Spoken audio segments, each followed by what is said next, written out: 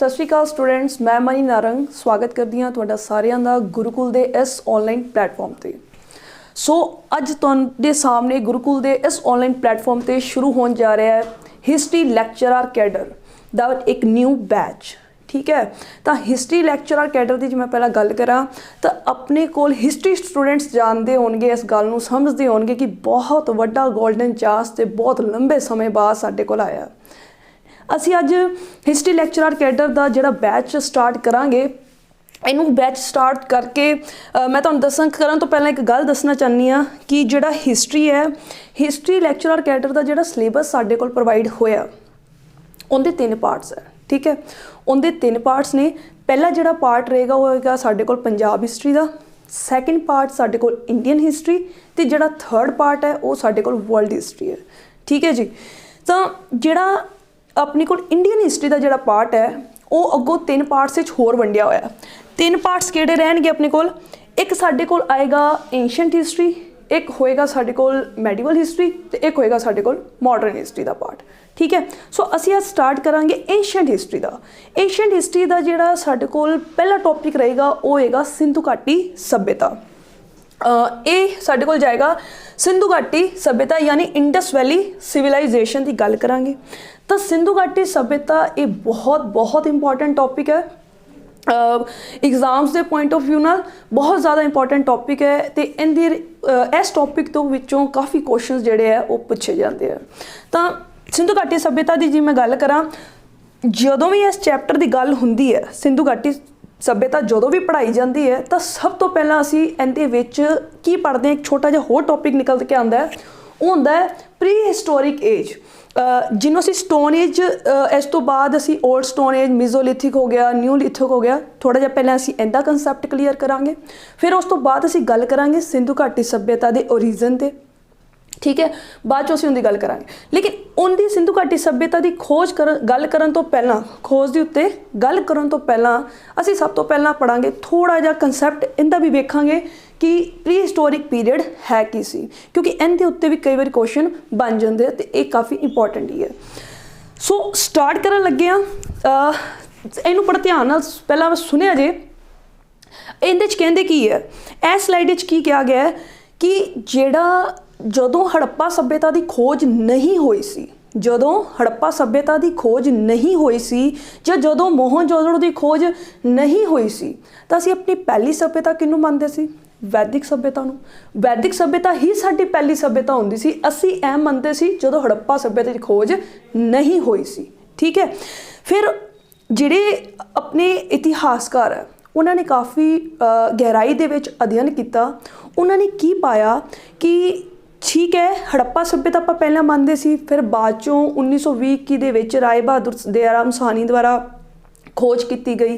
जदों खोज सिंधु घाटी सभ्यता की हुई तो वो राइटर्स की कहंदे, इतिहासकार की कहंदे, इतिहासकार कहंदे भी असी सिंधु घाटी सभ्यता के जिहड़े लोग आ उन्होंने असी अपना पहला मनुख नहीं मान सकते, क्योंकि सिंधु घाटी सभ्यता तो पहला अगर वेख्या जाए तो मनुख के जीवन की शुरुआत तो हो चुकी है। ठीक है, सिंधु घाटी सभ्यता तो पहला भी मनुख के जीवन की शुरुआत हो चुकी सी। इन्नी गल क्लीयर हुई तुहानूं सारिਆਂ नूं। फिर इस तो बाद ये कहंदे ने, हालांकि साडे कोल जिहड़े रिटन सोर्सिस है, जिहड़े साडे कोल रिटन सोर्सिस है वो तो सानूं 3000 साल पुराने मिलते हैं, मतलब 3000 BC दे मिलते हैं। वो तो सानूं 3000 जिहड़े है BC दे मिलते हैं, तो रिटन सोर्सिस भावें सानूं 3000 BC दे मिलते होण, लेकिन इस तो पहला भी मनुख के जीवन की शुरुआत हो चुकी सी। एडी गल क्लीयर हुई तुहानूं? मतलब रिटन सोर्सिस सानूं भावें 3000 BC दे मिलते होण, उस तो पहला भी मनुख के जीवन की शुरुआत हो चुकी सी। लेकिन वो किहड़ा मनुख सी? वो किहड़ा मनुख सी? वो आह मनुख सीगा। ये वो मनुख है जिंदे साडे कोल कोई रिटन सोर्सिस नहीं मिले, जिंदे साडे कोल कोई रिटन सोर्सिस नहीं मिले, यानी कि सानू कोई लिखित जिहड़े है प्रमाण नहीं मिलिया। ठीक है, हो सकता है कि ये मनुख नूं पढ़ना लिखना ना आंदा होवे तां ही नहीं सानू मिलिया, पर सानू इन्ने बारे जानकारी डिटेल च मिल गई। वो सानू जानकारी कित्थों मिली? इस इस मनुख की सानू जानकारी कित्थों मिली? जे वो मनुख जिंदा सानू रिटन सोर्सिस नहीं मिलते, लेकिन जानकारी मिलती है, वो कित्थों मिलती है? वो पत्थर दे या हड्डियां दे बनाए गए औजार सानू प्राप्त होए है। या फिर असी गल करिए कि आ देखो तुसीं ये गुफा बैठे, गुफा दे विच चित्र बना रहे, सानू गुफावां तो भी ते पत्थर दे हड्डियां दे बनाए गए जिहड़े औजार है वो तो सानू इस मनुख की जानकारी मिलती है। इन्नी गल क्लीयर हुई? ठीक है जी। तो असी इस मनुख नूं किहड़े काल दे विच रखदे हां? असी इस मनुख नूं असी कहने आ कि एक किहड़ा काल है? ये प्री हिस्टोरिक एज दा मनुख है, यानी प्रागैतिहासिक युग है। ਉਹ ਇਹ मतलब प्री हिस्टोरिक पीरियड ਉਹ पीरियड जिंदे विच सानू ਜਿਹੜੇ रिटन सोर्सिस नहीं मिलते, लेकिन सानू मनुख के जीवन की जानकारी मिलती है। मनुख के जीवन की शुरुआत हो चुकी सी, वो सानू कित्थों मिलती है? हड्डियां ते पत्थर दे साडे कोल हड्डी ते पत्थर दे बनाए गए औजार भी प्राप्त होए हैं या गुफावां सानू मिलियां। ये गल क्लीयर हो गई? सो इहदे ते आज जस्ट वेट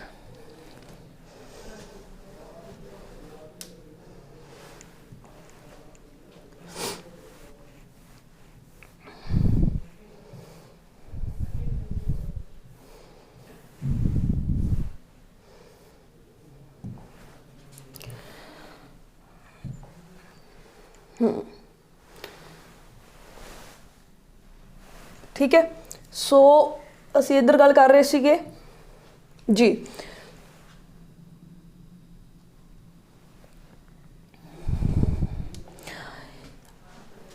असी इनकी गल करिए तो देखिया जी, कहते 1921-22 दे विच हड़प्पा अते मोहनजोदड़ो की खुदाई तो पहला यह मन्निया जाता सी या यह मन्निया जाता है कि वैदिक सभ्यता ही भारत की सब तो वड्डी ते पुरानी सभ्यता सी, जिहड़ी मैं तुहानूं हुणे दस्सिया। कहते परंतु की होया, भारतीय अते जिहड़े पश्चिमी विद्वानां दी रचनावां दे डूंघे अध्ययन तो बाद असी इस टीचे ते पहुंचे हाँ कि जिहड़ी सिंधु घाटी की सभ्यता के जन्म तो भी सिंधु घाटी सभ्यता के जन्म तो कई साल पहले भारत विच मानव जीवन की शुरुआत हो चुकी सी। ठीक है, सिंधु घाटी सभ्यता तो पहला भी मनुख के जीवन की शुरुआत हो चुकी सी। हालांकि सानू लिखती जिहड़ा साहित्य है वो किड्डे पुराना मिलता है, 3000 साल पुराना मिलता है। लेकिन इस तो पहला जिस नाल संबंधित कोई लिखित समग्री नहीं मिलती, उन्होंने असी किंदे विच रखदे हां? उन्होंने असी रखदे हां प्रागैतिहासिक युग कहलाउंदा है, प्रागैतिहासिक काल च रखदे हां। यानी कि इस लाइन का की मतलब होया, हालांकि सानू जिहड़े रिटन सोर्स है वो 3000 साल पुराने मिलते हैं, लेकिन गल करिए कि 3000 साल पुराने रिटन सोर्स तो मिलते हैं, लेकिन उस तो पहला भी मनुख के जीवन की शुरुआत हो चुकी सी, जिंदे सानू साडे कोल कोई रिटन प्रमाण नहीं मिलते, पर उस मनुख नूं असी किहड़े काल दे विच रखदे हां? प्रागैतिहासिक युग दे विच रखदे हां। इन्नी गल क्लीयर हुई? इस तो बाद वो मनुख मतलब इस जिहड़ा प्रागैतिहासिक काल दा जिहड़ा युग सी, इहदा जिहड़ा मनुख सी, उस मनुख नूं पढ़ना लिखण दी जानकारी नहीं सी। ठीक है, इस तो बाद कहंदे सो इस काल दी जानकारी उन्हां द्वारा वरतों विच लियाए गए की सीगे? पत्थरां ते हड्डियां दे बनाए गए औजार अते गुफा चित्रां तो मिलदी है। इन्नी स्लाइड्स इन्ना तो तुहानूं क्लीयर हो ही गया होना। सो एक छोटा जिहा दुबारा तो मैं दस दिंदी हाँ शॉर्ट फॉर्म दे विच असी सिंधु घाटी सभ्यता स्पैशल हिस्टरी लैक्चरर कैडर वास्ते साडा जिहड़ा फर्स्ट टॉपिक है उहदे विच असी गल कर रहे हाँ सिंधु घाटी सभ्यता। जो टॉपिक पढ़ते हैं तो सब तो पहला एक छोटा जिहा कंसैप्ट ये भी क्लीयर किया जाता है जिहड़ा प्री हिस्टोरिक एज आपां पढ़ते हैं तो प्री हिस्टोरिक एज दे विच की किया गया। ठीक है कि जो सिंधु घाटी सभ्यता की खोज नहीं हुई सी तो असी अपनी पहली सभ्यता जिहड़ी है वो वैदिक सभ्यता नूं मनदे सी। फिर उस तो बाद कहंदे सिंधु घाटी सभ्यता की 1921 दे विच खोज जिहड़ी है हो गई। लेकिन राइटर्स की अपने इतिहासकार की कहते हैं कि असी सिंधु घाटी सभ्यता की बेशक खोज होगी तो असी ये नहीं कह सकते भी ये साडा पहला मनुख सी। इस तो पहला भी मनुख दे कई लखां साल पहला भी मनुख के जीवन की शुरुआत हो चुकी सी। क्लीयर हुई? फिर असी कहा कि साडे कोल हालांकि जिहड़े रिटन सोर्स है वो सानू किन्ने टाइम पुराने मिलते हैं? 3000 साल पुराने मिलते हैं, 3000 BC दे मिलते हैं। लेकिन इस तो पहला भी मनुख सीगा ਉਹ ਉਹਦੇ ਜਿਹੜਾ 3000 BC ਦੇ ਸਾਡੇ ਕੋਲ ਰਿਟਨ ਸੋਰਸ ਮਿਲਦੇ ਆ, ਉਸ ਤੋਂ ਪਹਿਲਾਂ ਵੀ ਮਨੁੱਖ ਦੀ ਜੀਵਨ ਦੀ ਸ਼ੁਰੂਆਤ ਹੋ ਚੁੱਕੀ ਸੀ, ਲੇਕਿਨ ਉਸ ਮਨੁੱਖ ਦੇ ਸਾਡੇ ਕੋਲ ਕੋਈ ਵੀ ਲਿਖਿਤ ਪ੍ਰਮਾਣ ਨਹੀਂ ਮਿਲਦੇ। ਸਾਨੂੰ ਉਹਨਾਂ ਦੀ ਜਾਣਕਾਰੀ ਉਹਨਾਂ ਦੁਆਰਾ ਬਣਾਏ ਗਏ ਕੀ ਸੀਗੇ, ਪੱਥਰ ਜਾਂ ਹੱਡੀਆਂ ਦੇ ਔਜ਼ਾਰ ਜਾਂ ਫਿਰ ਗੁਫਾਵਾਂ ਤੋਂ ਮਿਲਦੀ ਹੈ। ਇਹ ਕਨਸੈਪਟ ਕਲੀਅਰ ਹੋਇਆ। ਪ੍ਰੀ ਹਿਸਟੋਰਿਕ ਪੀਰੀਅਡ ਉਹ ਪੀਰੀਅਡ ਜਿੱਥੇ ਸਾਡੇ ਕੋਲ ਰਿਟਨ ਸੋਰਸਿਸ ਨਹੀਂ ਹੈ, ਇੰਨੀ ਗੱਲ ਕਲੀਅਰ ਹੋ ਗਈ ਹੋਏਗੀ। ਸੋ ਨੈਕਸਟ ਜੇ ਮੈਂ ਗੱਲ ਕਰਾਂ, ਹਾਂਜੀ, ਤਾਂ ਇਹਦੇ ਵਿੱਚ ਕੀ ਕਿਹਾ ਗਿਆ ਹੈ, ਇਹਦੀ ਆਪਾਂ ਗੱਲ ਕਰਾਂਗੇ ਹੁਣ। ਦੇਖਿਆ ਜੀ ਇਹਦੇ ਵਿੱਚ ਕੀ ਕਹਿੰਦੇ ਨੇ ਕਿ ਜਿਹੜਾ ਪ੍ਰੀ ਹਿਸਟੋਰਿਕ ਪੀਰੀਅਡ ਹੈ, ਜਿਹੜਾ ਪ੍ਰੀ ਹਿਸਟੋਰਿਕ ਏਜ ਹੈ, ਵੈਸੇ ਤਾਂ ਪ੍ਰੀ ਹਿਸਟੋਰਿਕ ਏਜ ਦੀ ਜਿਹੜੀ ਇੱਕ ਡੈਫੀਨੇਸ਼ਨ ਵੀ ਵੈਬਸਟਰ ਡਿਕਸ਼ਨਰੀ ਦੇ ਅਨੁਸਾਰ ਜੇ ਆਪਾਂ ਗੱਲ ਕਰੀਏ ਤਾਂ ਉਹ ਹੋਏਗੀ ਕਿ ਲਿਖਿਤ ਸੋਰਸਿਸ ਤੋਂ ਪਹਿਲਾਂ ਦਾ ਜਿਹੜਾ ਕਾਲ ਸੀ ਉਹ ਪ੍ਰੀ ਹਿਸਟੋਰਿਕ ਕਹਿਲਾਉਂਦਾ ਹੈ। ਤੇ ਇਹ ਕਹਿੰਦੇ ਨੇ ਕਿ ਜਿਹੜਾ ਪਹਿਲਾ ਮਨੁੱਖ ਸੀ, ਹੈ ਨਾ, ਜਿਹੜਾ ਪਹਿਲਾ ਮਨੁੱਖ ਸੀਗਾ, ਉਹ ਮਨੁੱਖ ਦੇ ਜੀਵਨ ਦੀ ਜਿਹੜੀ ਸ਼ੁਰੂਆਤ ਹੈ ਅੱਜ ਤੋਂ ਕਹਿੰਦੇ ਵੀ 5 ਲੱਖ ਸਾਲ ਪਹਿਲਾਂ ਹੋ ਚੁੱਕੀ ਸੀ। ਠੀਕ ਹੈ ਜੀ, ਕਹਿੰਦੇ ਮਨੁੱਖ ਦੇ ਜੀਵਨ ਦੀ ਜਿਹੜੀ ਸ਼ੁਰੂਆਤ ਹੈ ਉਹ 5 ਲੱਖ ਸਾਲ ਪਹਿਲਾਂ ਹੀ ਹੋ ਚੁੱਕੀ ਸੀ। ਤੇ ਇਹ ਮਨੁੱਖ ਜਿਹੜਾ ਸੀਗਾ, ਇਹਨੂੰ ਖੇਤੀਬਾੜੀ ਕਰਨੀ ਨਹੀਂ ਆਉਂਦੀ ਸੀਗੀ। ਇਹ ਮਨੁੱਖ ਜਿਹੜਾ ਸੀ ਆਪਦੇ ਭੋਜਨ ਪ੍ਰਾਪਤ ਕਿਵੇਂ ਕਰਦਾ ਸੀਗਾ, ਕੰਦਮੂਲ ਇਕੱਠਾ ਕਰਕੇ, ਜਾਨਵਰਾਂ ਦਾ ਸ਼ਿਕਾਰ ਕਰਕੇ, ਇਹ ਇਸ ਤਰ੍ਹਾਂ ਨਾਲ ਆਪਦਾ ਭੋਜਨ ਇਕੱਠਾ ਕਰਦਾ ਸੀਗਾ। ਫਿਰ ਇਸ ਤੋਂ ਬਾਅਦ ਇਹ ਕਹਿੰਦੇ ਨੇ ਵੀ 5 ਲੱਖ ਸਾਲ ਪਹਿਲਾਂ ਹੀ ਇਸ ਜਿਹੜਾ ਸੀਗਾ ਮਨੁੱਖ ਦੀ ਸ਼ੁਰੂਆਤ, ਜੀਵਨ ਦੀ ਸ਼ੁਰੂਆਤ ਹੋਈ ਸੀ ਤੇ ਇਹ 40,000 ਸਾਲ ਪਹਿਲਾਂ ਸਮਾਪਤ ਹੋਇਆ। ਇਸ ਯੁੱਗ ਜਿਹੜਾ ਹੈ ਇਹ ਵਾਲਾ, ਉਹ 40,000 ਸਾਲ ਪਹਿਲਾਂ ਜਿਹੜਾ ਹੈ ਸਮਾਪਤ ਹੋਇਆ। ਇਹਨੂੰ ਪੜ੍ਹਨਾ ਲਿਖਣਾ ਨਹੀਂ ਆਉਂਦਾ ਸੀਗਾ, ਇਹਨੂੰ ਪੜ੍ਹਨ ਲਿਖਣ ਬਾਰੇ ਜਾਣਕਾਰੀ ਨਹੀਂ ਸੀਗੀ, ਅਸੀਂ ਇਹ ਕਹਿ ਸਕਦੇ ਹਾਂ। ਪਲੱਸ ਇਸ ਤੋਂ ਇਲਾਵਾ ਇਹ ਕਰਦਾ ਕੀ ਸੀ, ਜਾਨਵਰਾਂ ਦਾ ਸ਼ਿਕਾਰ ਕਰਦਾ ਸੀਗਾ, ਜਿਹੜੀ ਹੁਣੇ ਮੈਂ ਤੁਹਾਨੂੰ ਗੱਲ ਦੱਸੀ ਹੈ। ਠੀਕ ਹੈ, ਜਿਹੜਾ ਮਨੁੱਖ ਪੱਥਰਾਂ ਤੋਂ ਔਜ਼ਾਰ ਬਣਾਉਂਦਾ ਸੀ, ਜਿਹੜਾ ਮਨੁੱਖ ਪੱਥਰਾਂ ਤੋਂ ਔਜ਼ਾਰ ਬਣਾਉਂਦਾ ਸੀ ਤੇ ਅਸੀਂ ਪੱਥਰਾਂ ਤੋਂ ਬਣਾਏ ਗਏ ਔਜ਼ਾਰ ਵਾਲੇ ਕਾਲ ਨੂੰ ਅਸੀਂ ਕੀ ਕਹਿ ਦਿੰਦੇ ਹਾਂ, ਅਸੀਂ ਸਟੋਨ ਏਜ ਕਹਿ ਦਿੰਦੇ ਹਾਂ। ਠੀਕ ਹੈ, ਇਤਿਹਾਸ ਦੇ ਵਿੱਚ ਜਿਹੜੇ ਸੋਰਸਿਸ ਸਾਨੂੰ ਪੱਥਰਾਂ ਤੋਂ ਪ੍ਰਾਪਤ ਹੋਏ ਨੇ ਤਾਂ ਅਸੀਂ ਉਹਨੂੰ ਕਿਹੜੇ ਪੀਰੀਅਡ 'ਚ ਰੱਖਦੇ ਹਾਂ, ਸਟੋਨ ਏਜ ਬੋਲਦੇ ਹਾਂ। ਇੰਨੀ ਵੀ ਗੱਲ ਕਲੀਅਰ ਹੋ ਗਈ। ਹੁਣ ਇਹਨੂੰ ਅਸੀਂ ਜੇ ਰੀਡ ਕਰੀਏ ਤਾਂ ਦੇਖਿਆ ਜੇ, ਜਿਹੜਾ ਮੈਂ ਤੁਹਾਨੂੰ ਹੁਣੇ ਹੀ ਜਸਟ ਦੱਸਿਆ, ਇਹ ਕਹਿ ਰਿਹਾ ਹੈ ਕਿ ਪੁਰਾਤੱਤਵ ਵਿਗਿਆਨਾਂ ਦਾ ਵਿਚਾਰ ਇਹ ਹੈ ਕਿ ਵਿਚਾਰ ਇਹ ਹੈ ਕਿ ਭਾਰਤ ਵਿੱਚ ਮਾਨਵ ਜੀਵਨ ਦਾ ਜਿਹੜਾ ਇਤਿਹਾਸ ਹੈ ਉਹ ਕਦੋਂ ਤੋਂ ਸ਼ੁਰੂ ਹੋਇਆ ਸੀਗਾ, 5 ਲੱਖ ਸਾਲ ਪੂਰਵ ਤੋਂ ਆਰੰਭ ਹੋਇਆ ਸੀ।